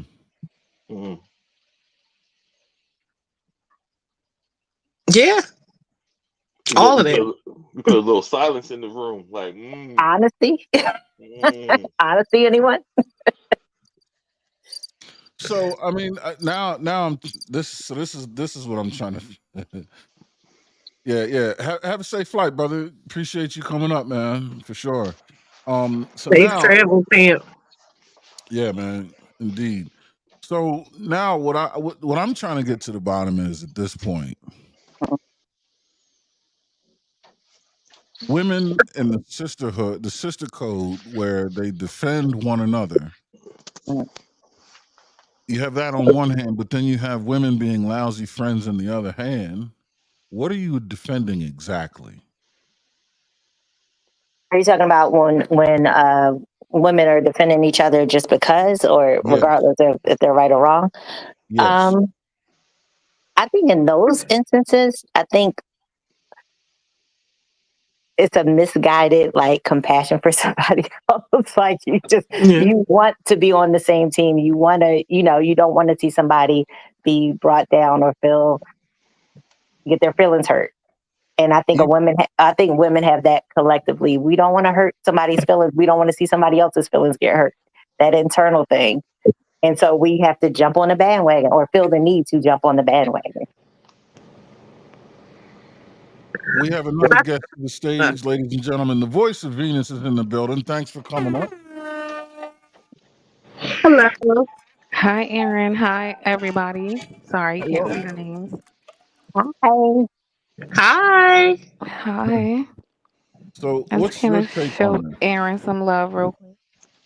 I appreciate it. Thanks for you're always welcome at the War Report. I be knowing. So, What's your question? What's your take? Well, we're just kind of. I don't know if you saw the show, and this might be risky, where women make lousy friends. We're just trying to parse out what exactly does that mean. And right now we're at a place where we've pretty much mined out women do make lousy friends. But my question is, if that's the case, then what is the sisterhood defending when women, and you know what the sisterhood is? It just that defense at all cost for women, just to support the female's narrative. What are we defending if women make terrible friends? Well, there is supposed to be some level of camaraderie against women, especially when it comes to women specific issues. So there are certain things men don't understand or pretend to not understand or are insensitive or oblivious to. And at the very least, when it comes to those things, women are expected to kind of stick together. But yeah, some women don't do that. That's kind of, in my opinion, what that sisterhood thing is about. Like, we have a general understanding the same way men typically have an understanding about certain things because only you guys experience those things, right? So my assumption was that's how it was supposed to be, but I don't know. Okay, so let's look within the realm of the big A word, accountability. If it's agreed by many that women make lousy friends, or women they tend to be lousy friends and treat people in a way that isn't equitable, can we expect other people to share a sense of camaraderie if that's what you can expect in return? I'm sorry, say the first part of the question again. If we can, if it's largely agreed that women make lousy friends and they treat people in a way that's there's no equity in the treatment, how do we expect to, maintain camaraderie among the sisterhood? Well, all women don't feel that way, right? So I think the women who still do see value in friendship with other women Mm-hmm. are gonna have a different sentiment than the other women who don't. Mm. So you also have to consider like people's individual, the same way, women get bitter about men, women can get bitter about other women, right? So you got a lot of that going on. You got women who might be having mommy issues going on. Like there's a lot of individual things happening that shape the way women might view other women. But I don't think every woman feels that way. So for the women who are about having a sisterhood, they haven't written women off. Or they may not have had those bad experiences, and so they don't feel that way. And also people project. Like some women think all other women are horrible and non-trustworthy because they are. So just a lot of different things going on. Do you think a majority of women or a minority of women adhere to the sister code? I honestly, what I learned in the past few days, I think is a minority. I Really? think that could be just based off online, but that's what I think now. No. I appreciate the honesty. I mean, okay. Would you say majority or minority of women make good friends? Minority. Yeah, minority. Okay. Minority make good friends. Minority. Yeah. So that kind of aligns. See, all right. So now that kind of aligns the question that I was asking. No, The I got your minority that make good question, but friends. my answer stays the same, right? Because even if we're talking about the minority, then that's who I'm talking about. Then the women who Right. No, still that's what I'm saying. subscribe. It balances. Yeah. It makes sense now. Yeah. What you're saying makes sense if they're And both it's in the kind of like, minority. think of a fraternity, right? Like that's a brotherhood thing, Yep. right? That's not majority of people, but that is its own entity, right? So the people in that institution have an understanding amongst each other. They may not be the majority of men, but they're their own like kind of separate group. Mm-hmm. So you think that's what's happening with the sisterhood? I think So, but I have to like reevaluate because my understanding of it and the things I heard the past few days might be different. So, but there's a lot of different definitions depending on who you speak to. So there's a lot of confusion. So I don't know. Yeah, I would agree. I'm kind of confused myself still. We were trying to find that out. Chuck C is in the building. What you got, man? Hey, how you guys doing? You hear me clearly? Yep. I'm good. Okay.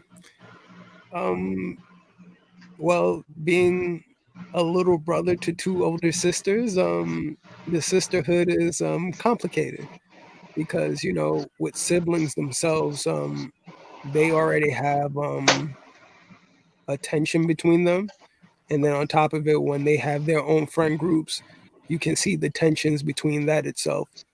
So when it comes to the sisterhood, you can automatically see that there's always going to be some type of competition, and there is going to be division because of, I guess, how they grow up and the environments they're a part of. So contention, I think, automatically is always going to happen within that based on the fact of their environment and who they actually deal with from different groups. Because remember, not only do they interact with the people that they do understand, but also they're also in a lot of areas with people that they don't know.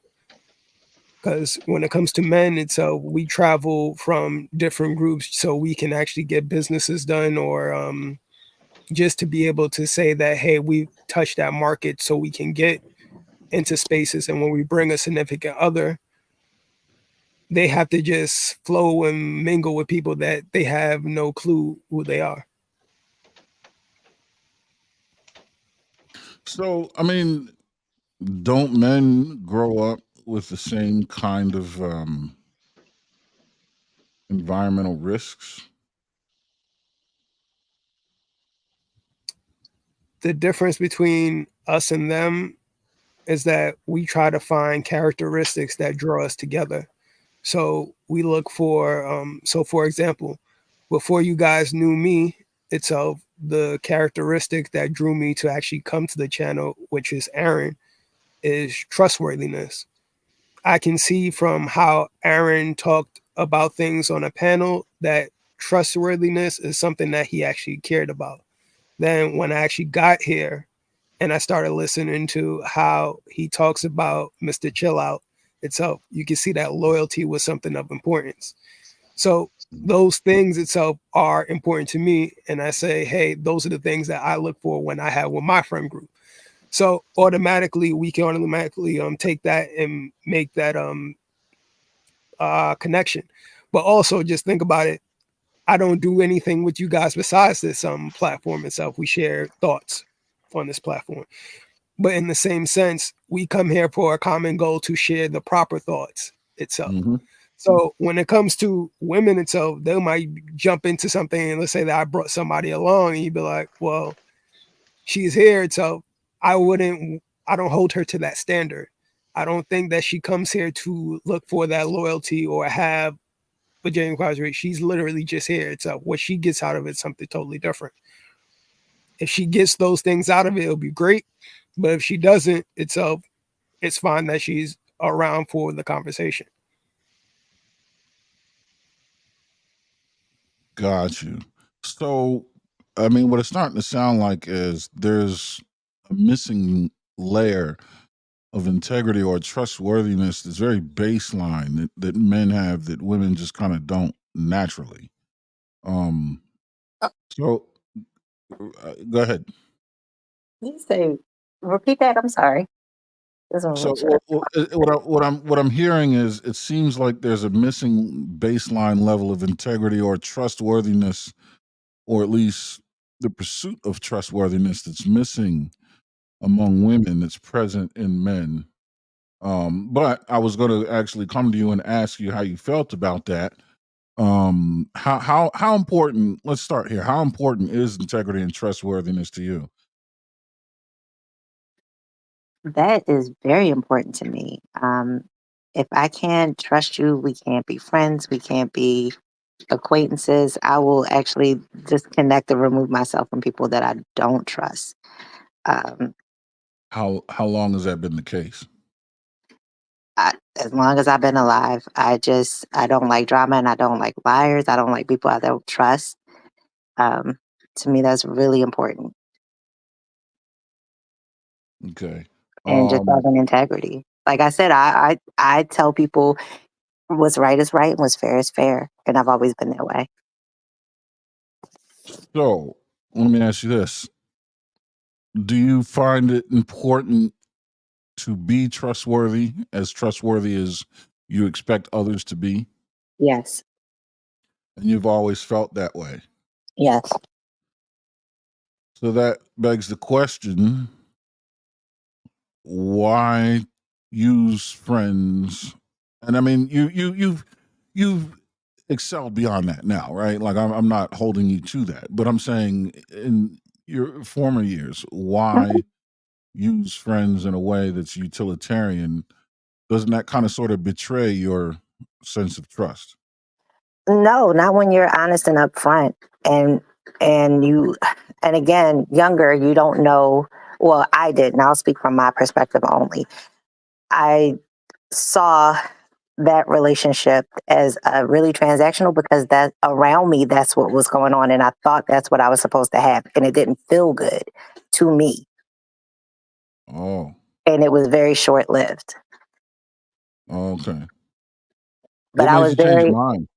it just didn't feel right. It didn't feel like a situation that I wanted to be a part of because it was just like, okay, I have you for this aspect of my life of doing this, but we're not really friends. I just kept thinking I remember that being a central thing. We're not really friends.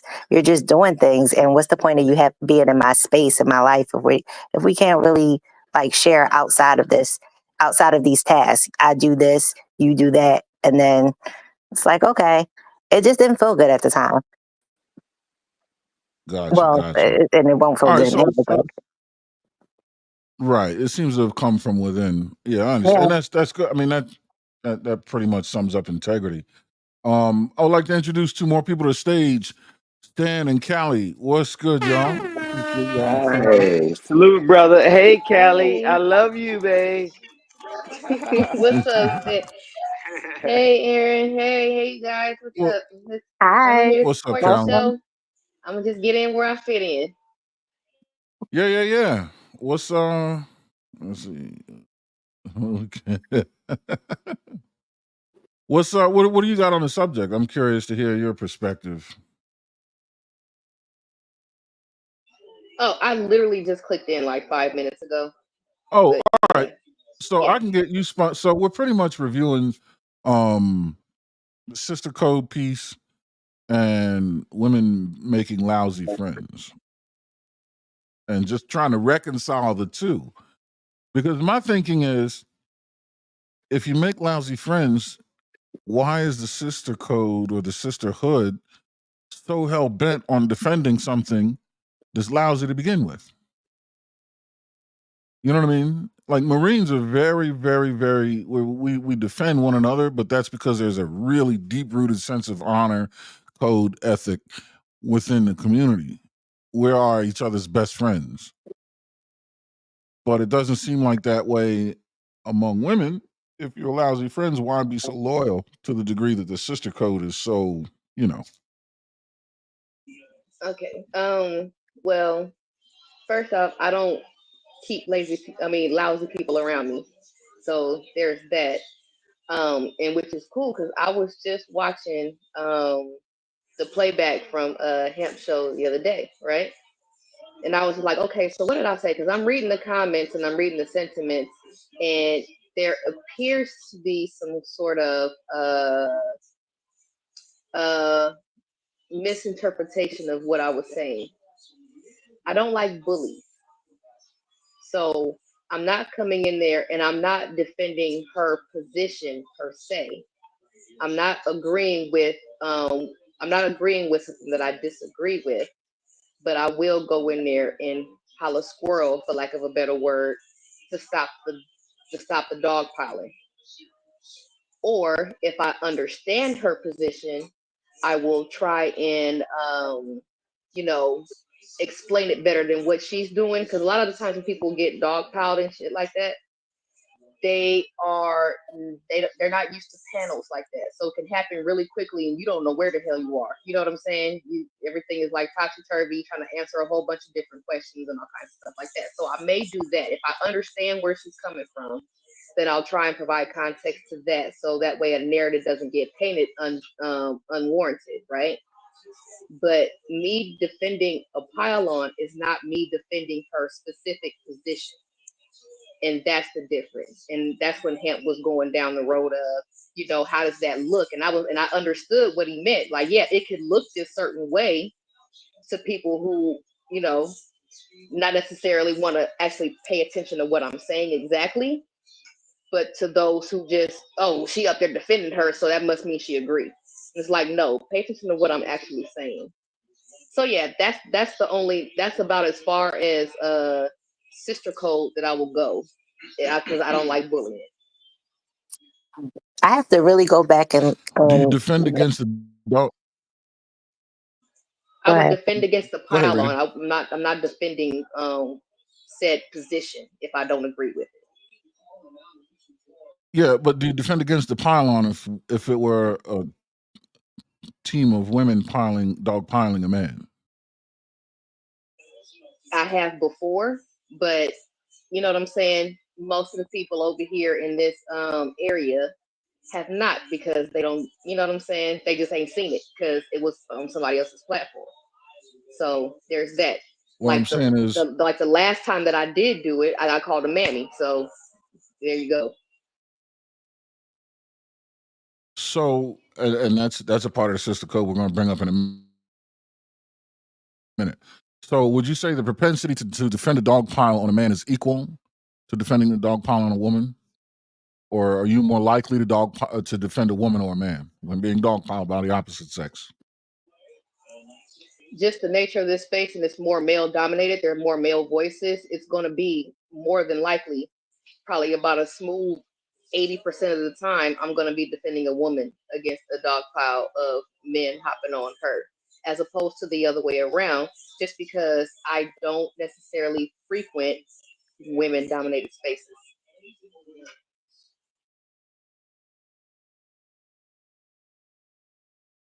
Okay, It's not me being it's a gender quantity specific. issue, not It's a just, probability.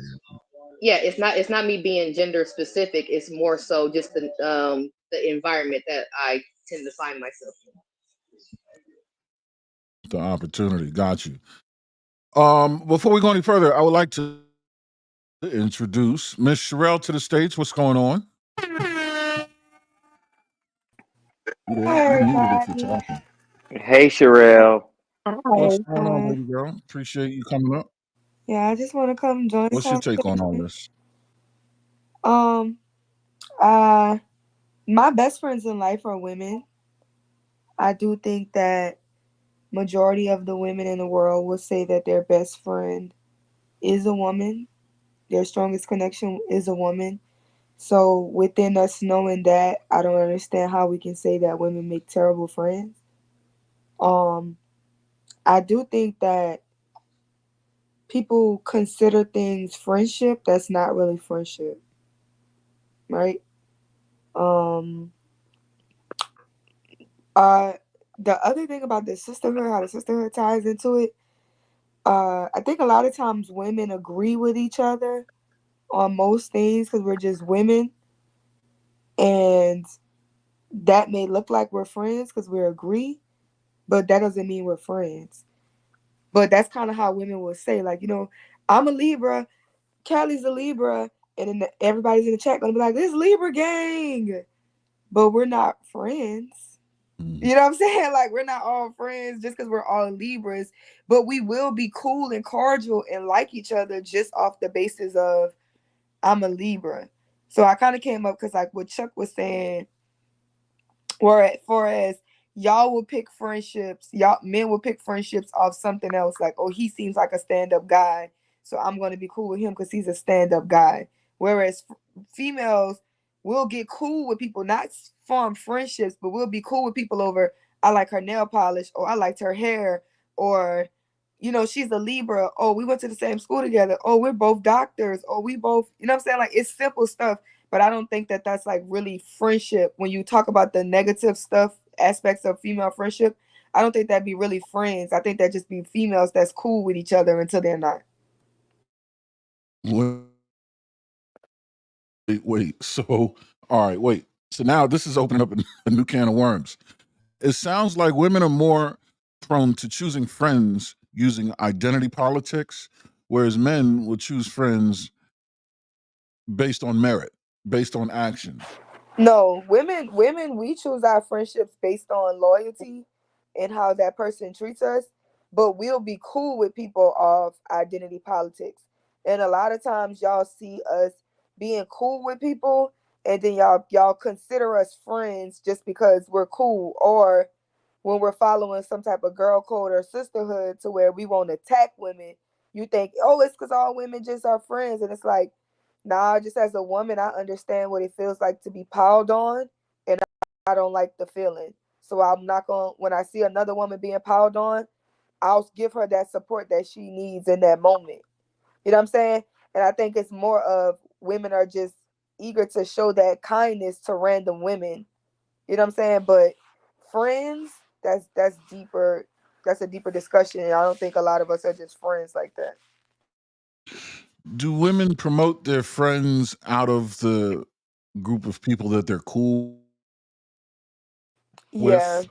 Yes. Yep. Okay. So Right, and that's based on a set for the of most part, women criteria. get their friends. Right. So it started with identity politics, and then you had to have proven your worth in order to become friends. Yes. Yes. Is that what I'm hearing? Yes. All right. How? So my next question is: you about to say something? Chill out. No, I said that's what it sounds like. And leading to Sherelle, when we were earlier speaking, I asked a question like what merits the change of you just being cool because you like her nail polish, and then what's the work that becomes to become really close friends as far as the women aspect of it, because I think as men we don't want to waste our time trying to befriend a dude who doesn't have the qualities that we like.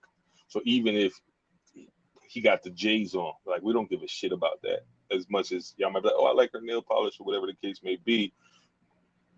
How does that translate to what happens? Was my question earlier and still now.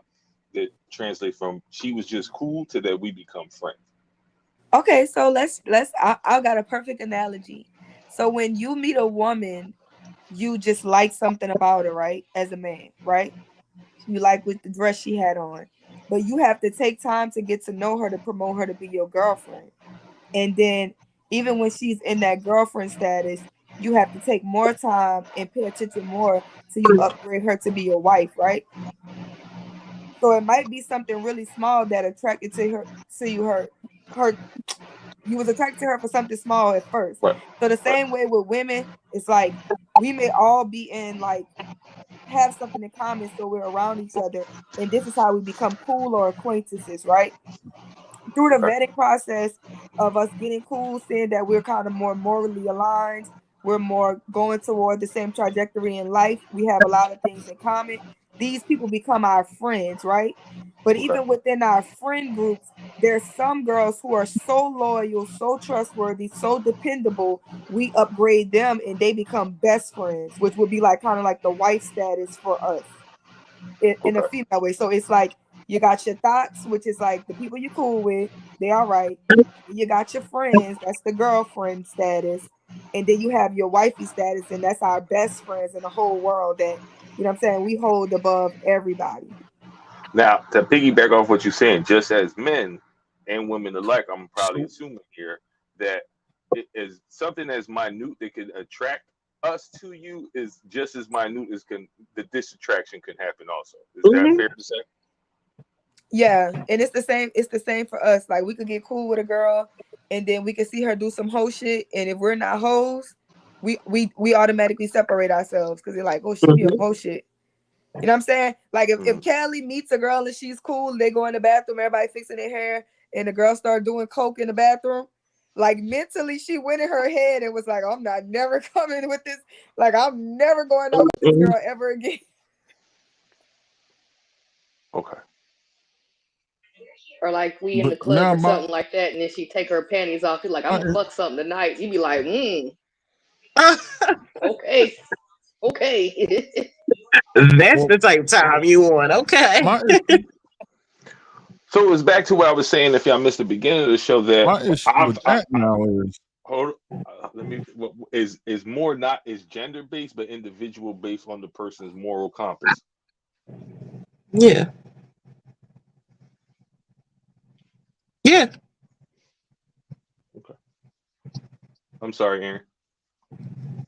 so no. So like my issue now is, see, when a man sees a woman and there's an initial physical attraction, he automatically wants things to progress. He wants to promote her to the next level.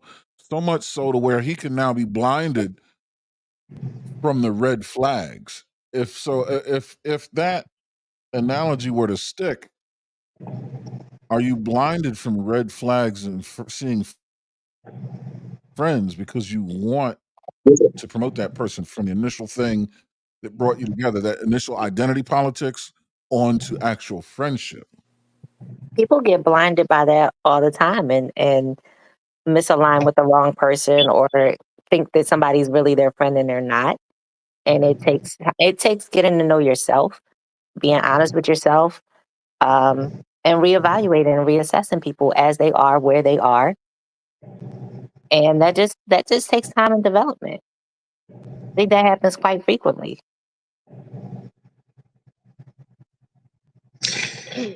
And I'm What's not up, so Callie? You sure were going to say because something?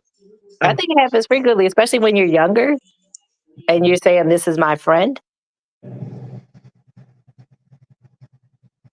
And it's not like, and you're going through that weeding out phase, or some people just really, I met some females that they always like, I always have a ton of friends. I always have a ton, I've always been like that. I'm like, everybody's your friend. You have 15 core friends. You have 36 core friends. Wow. And it's like over time, it gets smaller and smaller because they're kind of reassessing, reevaluating, saying like, okay, this is not a core friend. I agree. I was just getting ready to say, yeah, it only took me one time to bump my head, and it's a wrap. And unfortunately, it happened, like in my how old was I? It like mid to late 30s, something like that. It was only like it was recent though, probably about it was during COVID. So yeah, it was actually my 40th birthday. Was when I bumped my head on that because I did go ahead and that was my first time, you know what I'm saying, reaching out to other friends outside of my best friends, and I ignored those red flags. Ain't gonna happen again though. But yeah, I did. Well, I was talking about that earlier today. Like hindsight being 2020, I look back and start taking the inventory. It's like, yeah, she did say this. Yeah, she did say that, which all played up to her behavior when, you know what I'm saying, when the friendship ended. I agree. I think when we're younger, our friendships is based on just our proximity and our like common interests. So of course, like I had met some girls in elementary school and we found each other after Katrina. We all graduated from the same high school, but after college, my friendships changed because one of my friends, she married a woman, she moved to California. The other one, she had kids. A lot of my friends became baby mamas. um some of them became party girls. So in college, I had another great split because it's like we're entering a whole new world and friendships are growing apart. It was never like really like a big betrayal thing, but it's just that one of my best friends went to the Marines. The other best friend we went to different colleges. Some of us went and got in relationships, had kids, and I went this other direction. So it's like even though I'm cool with them, we don't have this close friendship because of like where life took us. And then I got 2 friends outside of college during that year, and those 2 friends have been my best friends up until now. Like, and I've never had any issues with that, because we're all kind of like we're just more about holding our bond together no matter where we at in life. We just have that love for each other, and we talk to each other, and we're around each other, and we understand that. But so I think it's like that. You do have to learn through trial and error, because people grow apart. And I mean, we're all little virgin girls at, you know what I'm saying? When we're young and we're having these friendships, it's like sometimes people get a little taste of dick, and some girls go, you know, I'm sorry, they get a little taste of sex and they go the opposite way. And then I can't follow the party girl lifestyle because I'm not a party girl. So I just lost a whole handful of friends because I'm not a party girl. And then the girls who want to get married, they're in this pocket. So we start to form more friendships on common interests and things like that as we grow older and grow apart from our friends that we grew up with. Got you. Have a good night. Shan, what? Yeah, pizza. Oh yeah, Shan, good night to the baby girl. Yeah. Stan, what you go? We haven't heard from you much, man. What do you got on this subject? I'm curious to see what your take is. Man, I got Callie up here. I hadn't seen Callie in a while, and Sherelle. But what I would say is that I got to back up a little bit, if you allow me the little latitude. MRT level 3, right? And it's this thing called bystander approach, right? Is that when you sit back and you watch somebody else getting attacked and you don't do anything about it, right? Remember in school when people getting bullied, you wipe the sweat of your brow and we act as if that's not going to happen to you, right? That's the one step, right? And this friendship, and we be totally honest, right? Because me and Aaron can relate. You know, he had his branch of service and Army Strong all day. I don't give a shit. But we fought in clubs and all that. But when we on that battlefield, when we see the fast movers come, we just relate. And then when we go to the places, we start talking. And this is what we do. We say, hey man, you got a family? Yeah, I'm married. And then the guy say, I'm married too. And he say, you got children. And then the guy said, man, F my wife, F my children, man, you already out of bounds. And we just automatically, this is over right now. We don't condone that stuff, right? And so what happens when you condone bad behavior? It continue to happen. It's going to continue to happen. And the best move is just to separate yourself from something that you don't relate with, right? I don't care about people ideology when the ideology don't fit my mold. Because we ain't never that desperate in our life, right? But what end up happening, because I think you was talking about the sisterhood and the brotherhood. What you talking about the sisterhood? The brother's just as backwards as the day is long too, right? We defend nonsense, but one thing that the real brothers do and the real sisters do, hey man, I ain't got to openly chastise you. Hey Aaron, hey bro, I need to talk to you. What's the best place to talk to you about this? And all this open rebuke, because somebody didn't do things. Because I know, Callie, if Instagram and all that, if something's going left, man, some of us, man, we really really care. We want to get things right. You don't need to dog somebody out and being belligerent, right? But realize in this world, right, that we're living in now, that people just want to just dog each other out like a dog and pony show. And we have not moved the needle, not one point. That's why it's important for you to have the platform you have now so we can all have a discussion and express how we feel about life, right? And I'm like, with me, I don't care about feelings, man, because them feelings would have got me killed, right?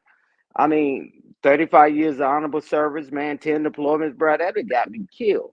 We had You to and I make a know it. decision. We need to make a decision. But now I'm back in the civilian world.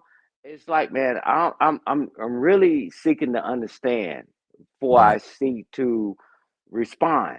But we can't shut up long enough to allow somebody to express themselves and say, hey, what can we do better? It's always as a dogfight. Sisterhood, sister code, brother code, and all that, man. Ain't no brother code either. Not on that level. Because how in the heck did now all these trials we got going on, everybody talking? So where's the brotherhood code? Well, and I had said this last night, and I played the clip earlier. The brother code seems to run a lot deeper and be a lot more proximity oriented. So, for example, just because a man and a woman is having a disagreement on a panel, and the man is like, manosphere or red pill or whatever, I don't necessarily feel a need to automatically defend him. I mean, unless the point I believe is correct, I'll defend the point, but I'm not going to defend him. I'll let him go berserk, have at it. But the bro code is real, and like my brother, Mr. Chill Out here, right? Or Maverick, like my actual personal friendships. Even in the military, right? There's a bro code there. There's just certain things that we do and we don't do. There's a code of ethics among gentlemen. I agree. Right. So I think that's kind of where my idea of the bro code exists. And I describe the sister code as this wafer thin veil that kind of blankets over the entire relationship women have with one another ad infinitum. And it really just does the job of saying, if I see you having a contentious conversation with someone, I'm going to defend you on the basis of identity politics alone.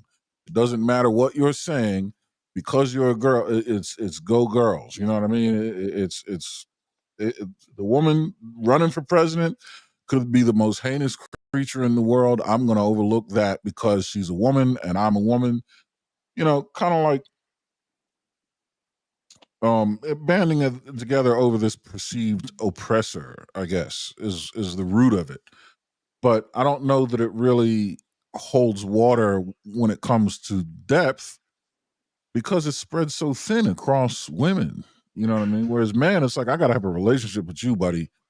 We got to be tried and true before we start talking about code and ethic and all that. Otherwise, you're on your own, son. I got my problems. You got yours. You know what I mean? Yeah, because we don't lead with the code. You got Right. to earn the code. You got you're exactly right. You got to earn it. But Kelly, what Kelly clearly said earlier, she said, he said, well, do you do this for men too? And Kelly said, hey, when I do that, I'm a mammy, I'm a pick me, although she's been married in a successful marriage. But Right. she said 80%, 20%. If it's some guy that she respect, ain't no way I'm gonna be on a panel, somebody coming in on me and or you, and Kelly ain't gonna jump in. But a lot of times on these panels, a lot of people are not worthy for you to say anything, right? So, and I understand your point, Aaron, that I'm not going in to save anybody. I'm talking about their point. Did it make sense, right? Right. And I think that's the best approach. Right. I mean, because man, it's a nasty world out there, man. And some of us that served in this uniform, we know how nasty it can be and how nasty it's going to become. But I can't expect people that haven't experienced certain things in life. And Callie said, I did that during the pandemic. She said, I'm never doing that again. See, because you got to give people time for growth. Man, I've been around the world, bro, and and I've been deployed, man. 10 deployments and all this stuff. But at the end of the day, only thing you know is what you know now, and we always want mercy, but we don't. We want grace and mercy, but we never want to give it. And I'm gonna land the plane there.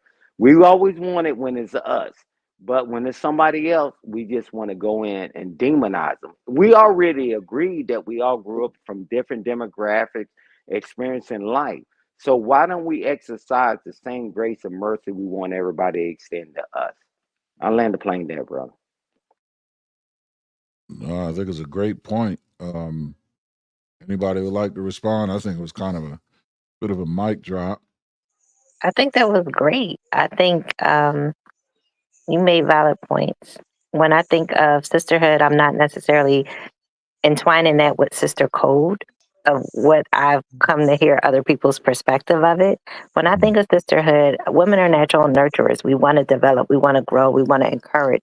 That's what I think of when I think of sisterhood. And it's not just including just my friend group. I think of what it means to be a woman, the trials, the struggles it is that we can understand, the unwritten rules that we have to walk through life with as women. I think we can all relate to that, and that's what a sisterhood is. I think individual women in situations can bring out cattiness and bitterness based on their experience, based on their life experience and what they went through. But I don't think it's across the board a code of just because you're female, we have to all agree and jump on that bandwagon. So it sounds like something. It's starting to sound like Callie and Sherelle. It's starting to sound like this just some YouTube streets type shit, right? And just so you guys have perspective. So Rita is family to me, right? Thank you. She's a member of my wife's wolf pack. They're very, very close friends. They said earlier in the over 2 decades. Yeah, we all go back to early 20s, or before. So she's like a sister. She's definitely inner circle. So that's why I have these struggles when I don't see this in my life, like this sisterhood and this, women being lousy friends. Now I can say that the vast majority of the women I've dated did not have the friend circle or quality of friend circle that I had. Right, I can say that, and I can say I've seen women do some super catty ass shit. But it just kind of just stopped there with me. You know what I mean? But would you agree that this whole sisterhood shit is like a thing that this space has created? Is this like a offshoot of red pillism? The online version of it, yes, but the sisterhood that I know in real life is not as toxic as this. Now I All won't. right, I gotta go, guys. Have a good night. All right, Good thanks for night. coming through, Chuck. Love you, man. Now I won't pretend that I've seen all of the sisterhood next sector of YouTube, right? I won't even pretend that I have. But what I've come across has been quite negative. Okay. I have never been called a mammy in real life. There you go. Not, you know what I'm saying? I call them orbiters, but I guess you could call it a friend group because they're not like my friends, but they're in the group because we all have our own set of friends outside of the core. You know what I'm saying?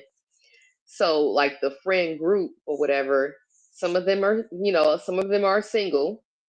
I have never been called a mammy or anything like that with any of them when I may agree with a men's point of view on something, with a man's point of view on something, or with me even suggesting that you know my husband is the head of household type shit. You know what I'm saying? Never in my life.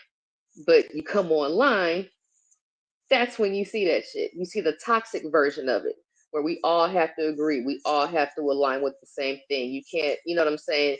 If you agree with men's talking points or something like that, or not men's talking points, because some of y'all shit is whack.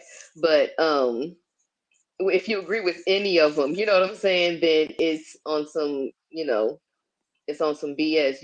You start getting ostracized by them. I've never seen that in real life at all whatsoever. Hey, Aaron. Hey, Yeah. Aaron, I understand this, right? So, just like the young lady spoke before Callie, she said, "Well, no, he was making solid points. Now she's going to be a mammy and a pygmy. And if a guy, because I agree with a lot of what Callie says, right? And Sherelle. Now I'm a simp, man. Nobody's ever said that to me. And I would dare them to say that to me in my face. I'm like, man, what is going on? Right is right and wrong is wrong. How do we move our culture forward? If you made a solid point, you made a solid point. Now what? Hey, remember that's a woman that said it. Or remember that's a man that said it. I'm like, man, we need to get off of this, man. This YouTube jargon, that does not reflect our own personal life. You got the mic, Aaron. Yeah, I agree. 100%. I'm starting to develop a greater sense of confidence now that, I mean, not that it was dwindling, but yeah, there has to be a separation between this shit here and real life, because in my real life, and I bring my real life perspective to these spaces, and it sometimes seems so profound, and I'm like, well, what? Why? What kind of lives are we living here? But here, let me share something, and just to kind of solidify to the people that aren't familiar with the space, just to kind of solidify what it is we're talking about here. And I explained that. That's not a. You don't have to accept my explanation. Nobody accepts my explanation except me. Okay. A lot of women a lot of women take the explanation of the man or all of the talking points from a man. They take them like that's normal. Okay. I don't take them like that's normal. Okay. When you do the frame of I'm a single mother, born from a single mother, not worthy of being a wife, she has whole like behavior. I don't accept any of that garbage, right? Because we're all on a spectrum, men and women. Okay, that's it. Hey, Shrew. Yeah, I get it. Hey y'all, hey everybody doing? So she pretty much was saying that she doesn't, whether it's right or wrong, if it comes from a man's perspective, he's really not going to be for it. You know what I mean? And what up, Zagu? We got Zagu in the building. Hey, Can you hear us? hey, Aaron, let me ask you a real question. How What's up, many man? joint missions have we went on? If I'm the one that's the leader of it, I'm Army, you Marine, motherfucker. We execute, right? It doesn't matter, right? Yeah. But if it's logical, Yep. if y'all had y'all leaders and y'all had pushback, man, we joint operations. But it's amazing to me, us as a people. Sherelle, she was on that same show and she would land down logical points. And then Yeah. she's like, hey man, if it makes sense, it makes sense. Callie do it all the time. If it makes sense, it makes sense. It doesn't matter who it comes from. Oh, now you're a pick me, now you're a mammy, and now you're a pick me. I'm like, come on, man. We would have never made it back home to our families, bro. If we do joint missions all the time, man, that's the leader, that's the person's in charge. We have Yeah. our meetings before we go out on mission. Right. Right. Now Yep. we say, well, he's Army. I'm a Marine. I ain't listening to none of it, man. A lot of us would have never made it back home. No, absolutely. I Absolutely. gotta interject. I've been trying to interject. I'm hearing everything, and I'm thinking, what are we doing in this space if we not bringing our real life here to help one another? Right? Are we just being false characters that have these point of views? Aren't we in this space to try to educate one another through our experiences to help us navigate through life better? That's why I'm here. But it's We keep fighting it's the either good if fight, but Callie. it's either if it goes against what the majority thinks, it's either cap or you're just an outlier. No, Callie, you're one of the few that actually do keep it real. So that would make you sort of an outlier. So it's kind of different. But when we all give our anecdotal experiences, everybody's a great person on YouTube. Nobody wants to tell their trauma and they shit. You do. Some people do, minority, but like for the most part, just I don't know, Aaron. Like I hear a lot of women say like, "Yo, I don't have any female friends. I don't fuck with them."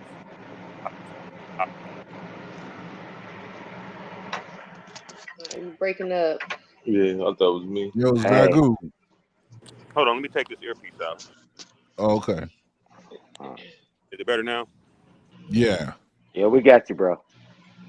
So yeah, I just think a lot of people they doing the whole dating shit. Nobody had no problem getting women. Everybody got done 100K a year. Everybody best of the best. So we can really grow and learn from that. Like it's not everybody doing that. It makes it hard to actually. Is he breaking up to y'all? Yeah, he's breaking Yeah, up. yeah, I'm catching what he's saying though. Are you? All right, yeah. Yeah. Keep going. You breaking up to me, but if Callie's catching it, He's great. breaking up. Callie, you translate it later. Basically what I'm doing, I'm calling cap because we keep jumping from the subject as far as the friendships that we have with women, especially what I teach men. It's not reciprocal cut off. Generally, there's something that you have to be willing to do when you're a friend with a female and you go out with her. That puts your life on the line. Like did y'all hear that? Callie, translate. I didn't get a chance to piece together with the life on the line thing. Anytime when you go out with a woman. Anytime you go out with a female, your life is on the line as a friend, and that's what you said most are willing to Oh yeah. All right. Yeah, I can break that down because whenever you're out with a female friend, you're automatically gonna be in the protector role. You have to protect two people. I gotta keep my head on the swivel for me and you. When me and Mr. Chill Out go out, we put our backs together, we cover each other's six, and then we move forward. And we traverse through, and you know what I mean? You prevent the ambush and all. You know what I'm saying, Stan. A man has to essentially put her on his back, and then he's responsible for maintaining 360 degrees of security. When I'm out with my wolf cat, but it's rarely reciprocal. And it's rarely reciprocal, right? Exactly, yeah. We're I talking would about between a man-woman friendship, Yes, right? Not woman to woman, but man-woman. Okay. Doesn't make that woman a bad person. I'm just saying that's the type of friendships that rarely are reciprocal. Right. In that Yeah. any sense. Also, we're generally paying too, and we accept that too. She could ask us if she wanted to go out. We gonna pay, even if she try to pay. It's like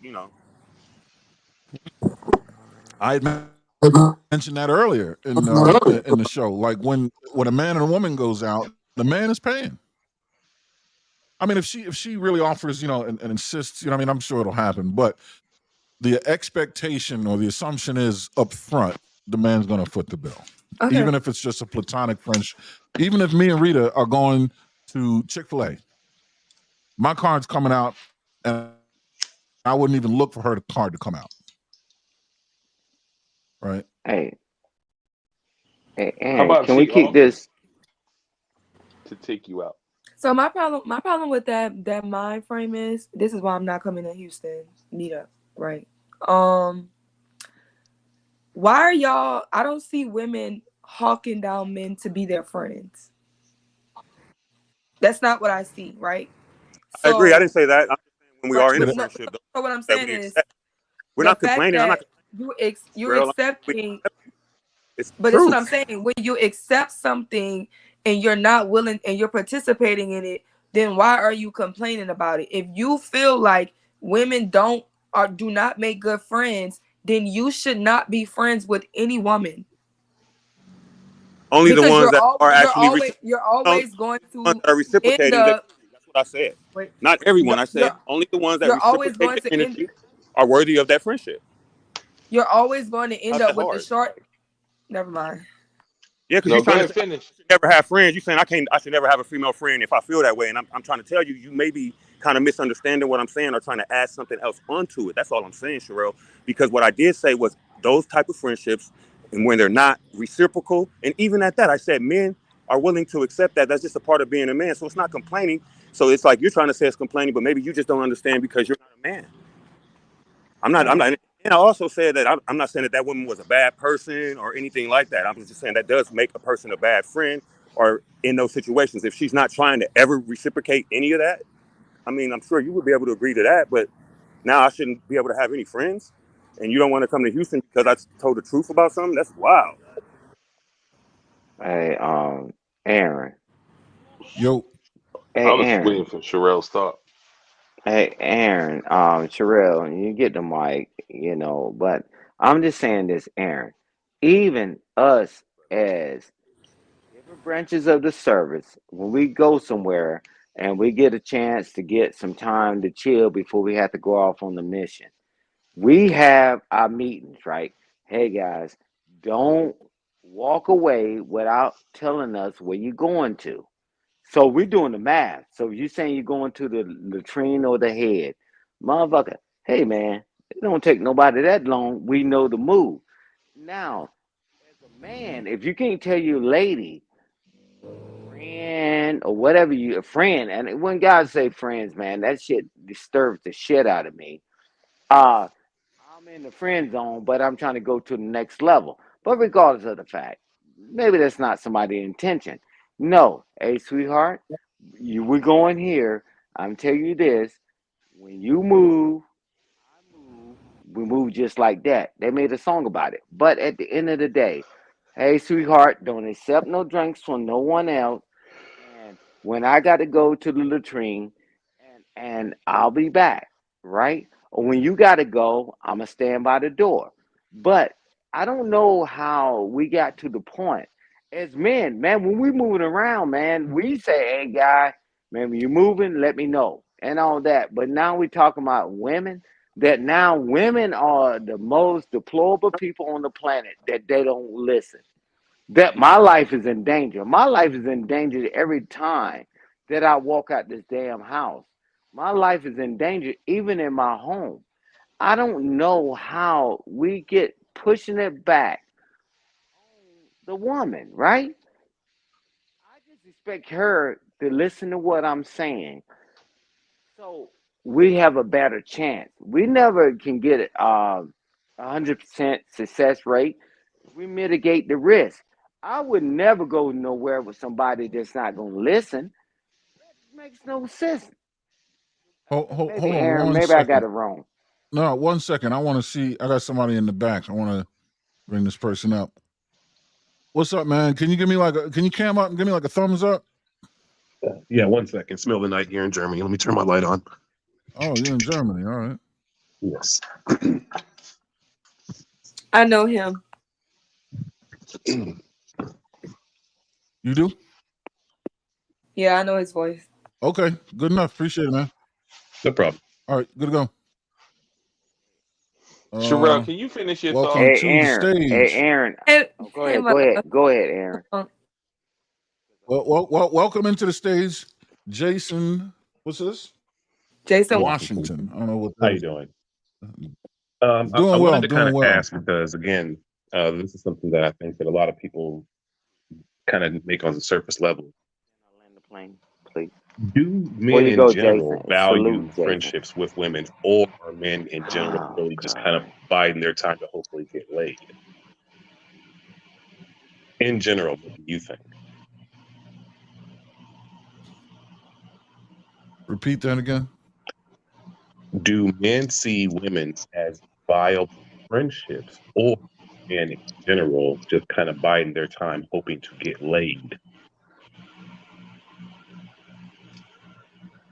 Yeah, the second one.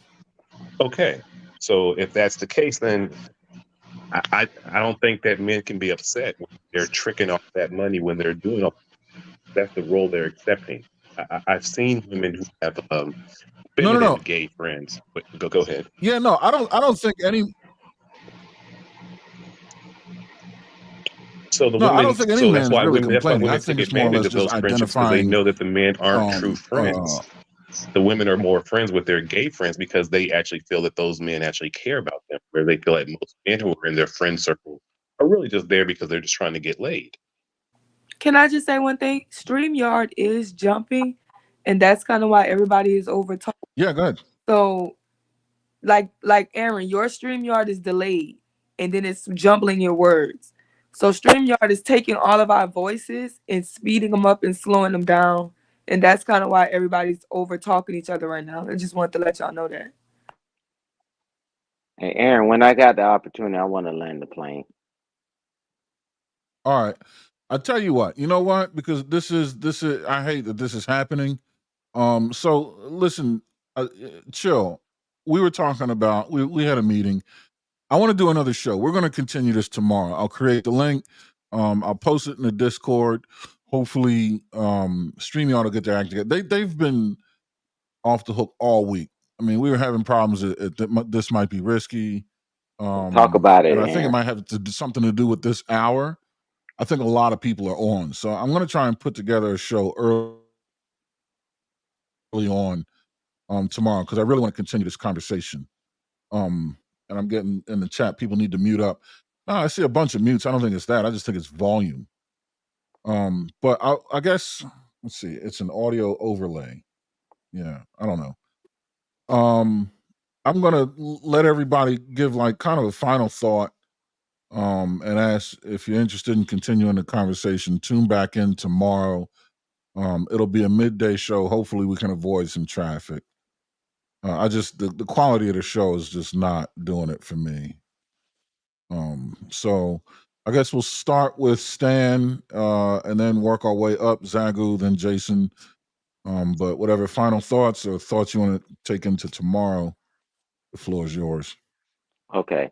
Well, one thing I would say is that one, salute to everybody on the panel, and I'll land the plane with this. And my final thought is this: if I went somewhere with Sherelle, Callie, or whatever, we already got a plan, and I say this is how we move it.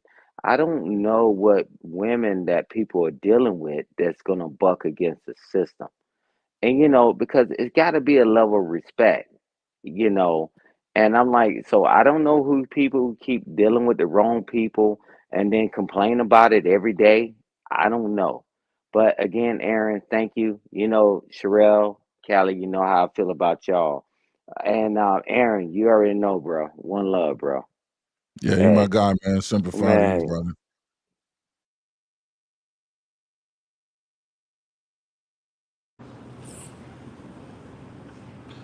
Mr. Zagu. Big A, appreciate you, man. Thank you for letting me up. Looking forward to actually meeting up with you, meeting you, Chill, everybody on the panel. Too bad Sherelle won't be there. I was actually looking forward to meeting her too. It's not about us being friends because we're not friends yet. If we were friends, that would be different. So what I was talking about was my friends. That's when I don't mind doing that because those situations are reciprocal. Young men out there, if the situations are reciprocal and this is somebody that's actually a good person, then go ahead and do that. What I said wasn't that deep to cause all kind of ruckus, so I'm gonna just leave that alone. Thanks everybody for having me up. What's up, Mr. Chill Out? Peace, Callie. Zagu, appreciate the love and support, brother. You're welcome anytime, man. Love your perspective, bro. Always got your back, bro. Yes, sir. Mr. Jason, all the way from Germany. What you got, Hey, man? what's up? I'll be quick. Hopefully, I wasn't lagging when I was saying. I definitely am interested in the conversation.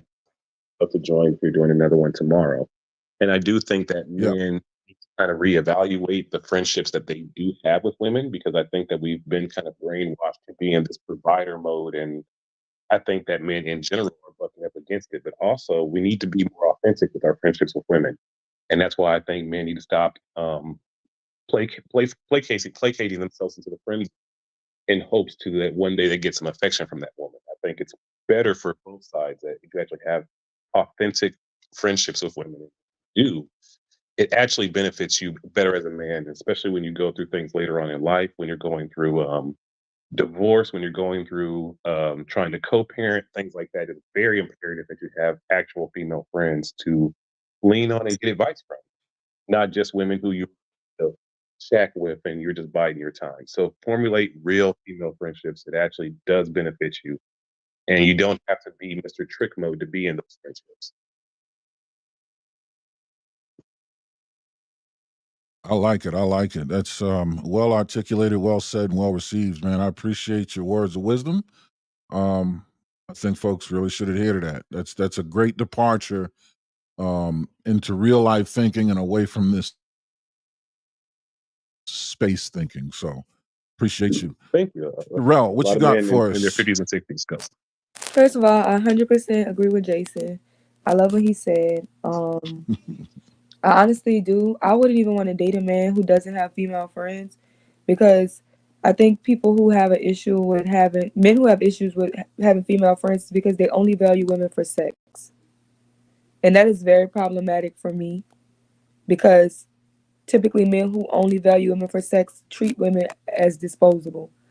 Um if you don't think that women make good friends, stop being friends with them, because that's you're just enabling bad behavior.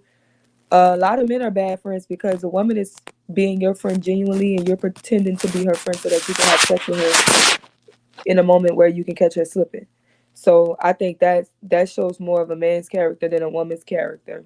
But other than that, just be honest about it or whatever. If you don't think that women make good friends, be honest about it and don't be friends with women. I think that's the better solution. But thank you for having me, A. It was nice to meet you, Mr. Chill Out and Mrs. Warmly and Rita, because it's my first time being on the panel. So, Nice meeting you. y'all. Nice meeting you as well, Sherelle. Thank you so much for showing up, Sherelle. Yep, absolutely. Appreciate the support. You know, I love you. This is amazing.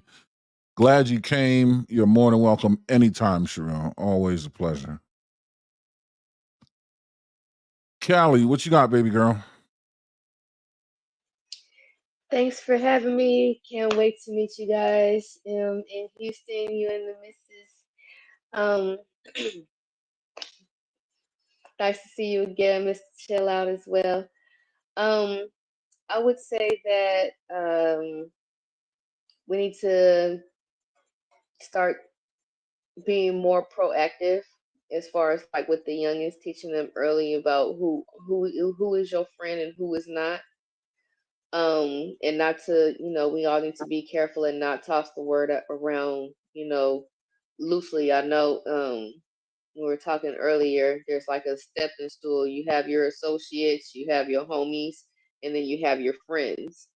And we need to do the vetting part before we start promoting people up to friends. We need to do the vetting part during the homie stage, homeboy versus homegirl or whatever. As far as interchanging the sexes between like friends having male female friendships, I think that it's best if you do have that person that they have never shown any kind of interest in you. You know what I mean? For that to be like your real friend. You know what I mean? Nothing, no flirty words back and forth, none of that kind of stuff. Because they can throw something out there, either sex. You know what I mean? They can throw something out there, and then if you don't reciprocate or whatever, then they be like, "Ha ha ha! I was just joking," type stuff. You know what I mean? That's that's that blurry line right there, where you can end up getting yourself caught up on the short end of the stick, and then in that quote unquote friend zone, even though you weren't actually put in the friend zone, you still there because you were still in that friend zone mentality because you're the one that has feelings and the other person doesn't. But yeah, to prevent from rambling on further, I bid you guys adieu. I will see you when you pick this up. I'll see you part 2. Have a good night. Hey. Have a good night, Callie. Yes, ma'am. Nah, I think that's great advice. Great advice with boundary setting, folks. That was amazing. Yeah, definitely set the line in the sand early and maintain it. So appreciate Sister Callie for showing up and dropping words of wisdom. Yeah, look forward to seeing you on part 2 of this tomorrow. Thanks so much for the support. Now to our guest of honor, Miss Rita. Would you like to leave us with any words of wisdom as we depart? Yeah, well, definitely want to thank you for allowing me on the space and this platform. I think it's a great platform and a great topic. I think women do make great friends. I think you see what sisterhood could be when you have a solid core of friendship. You can see how it elevates people and what it should look like versus the internet version of sister code. And if people were more like that, more holding people to the fire and being accountable and having integrity, you would have that on a larger scale. Word. I totally agree. Totally agree. Definitely, definitely good to have perspective and to understand real life versus real life. REEL. Knowing the difference between the two, but keeping integrity in real life, REAL, is key. And it helps you maintain the quality of the people around you. Totally agree. Know thyself. Mrs. Wormley, the queen of my life, first lady of the channel. Would you like to leave us with any kind words, my dear? Wonderful show as usual, darling. You know, thank you to everyone who participated, everybody in the chat. This topic made me appreciate my friend circle. I have a solid group of women that I surround myself with, Rita included. So, you know, I really appreciate it. And as far as starting them off young, recognizing, you know, what's a friend and what's not, I'm trying to do that now. Our daughter's 7. And at this age and stage, like in school, they're teaching them that everybody's a friend. And she already has her little conflicts. So I'm trying to teach her how to decipher. So this was insightful as well. Indeed. Indeed. Hey, Thank you, dear. And O'Shea. you're right. Yeah, O'Shea Lennox, the hobbyist, one of our day ones. But yeah, no, you're right. It's funny watching someone start all over and having to guide them through the process onto the path to knowing what we know definitely is a perspective shift. You know what I mean? It helps us stay grounded, you know what I mean, and using what we know to be true. Yep. Because we get to see it work in real time from the beginning. So 100%. Thank you, my love. Mr. Chill Out. What you got, baby boy? I'm still stuck on it's person based, not gender based. I think men gotta stop worrying about pulling their dicks out and pull their wits out. Women can make good friends. I mean, I met a lot of chicks, made a lot of bread together if you just keep your thing in order, right? And then speaking of order, honorably obedient, overcoming dominantly, and throughout hardship, importantly noticing God's strength. Hood things. Hood things. Yo, let's see one of them shirts, man. Hood Things is working on a new design. Mr. Chill Out here has a new label getting ready to be introduced. Here, let's hold on. There we go. Okay. There we go. What's it? Tie-dye? I can't. As bleach and hand paint, I gotta put another layer on it. Nice. Did you hand paint that flower? It's hand painted stencil. Yeah, oh, gotcha.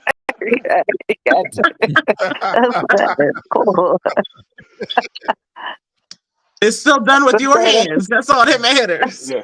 I was gonna say that precision. No, it's definitely his hand and a brush for sure.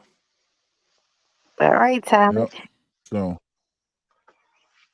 a little bit. Yeah, man, I appreciate that. So I guess that pretty much wraps it up for this one.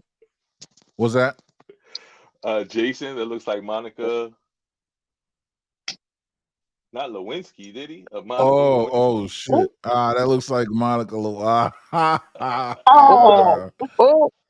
Oh boy.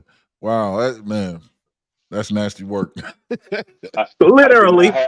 I did not have relations with that girl. Yeah. Yeah, I don't know nothing. But yeah, folks, I appreciate all the love and support from everybody in the chat, everyone that has hit the panel. Shout out to the guest of honor, Miss Rita. Thanks for coming up. Of course, my lovely wife, I appreciate all your love and support. Thanks you for coming up to the family roundtable with us, Mr. Chill Out, my man. We'll put together tomorrow's show and get it cracking. Also, before we go, I would like to send a shout out to Mr. Chill Out. October 12th is his birthday this Saturday. So we will be going to his house, drinking and some other things. And then on Sunday, my wife and I will be celebrating our seventh our seventh wedding anniversary, October 13th. It was a Friday the 13th, October 2017 was the day we got married. And there's some shit. Wow. So, Congratulations, yeah, you it's gonna guys. be. Thank you. Yeah, thank you. And we're gonna And what will we be head up doing on into the Sunday? mountains and You even remember?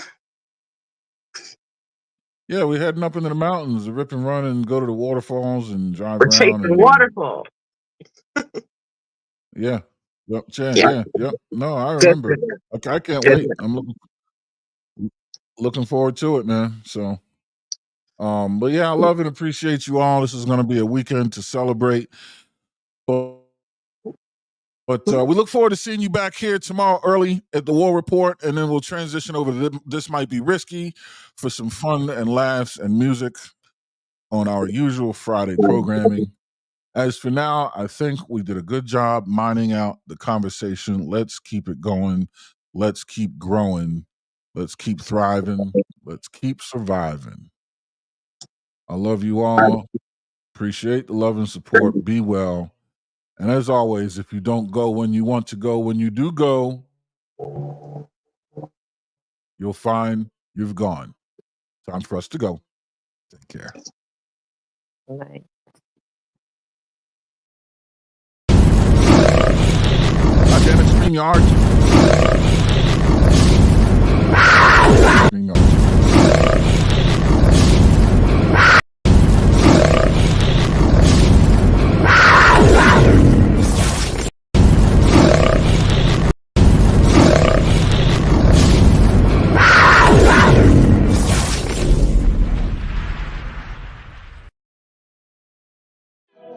StreamYard, really?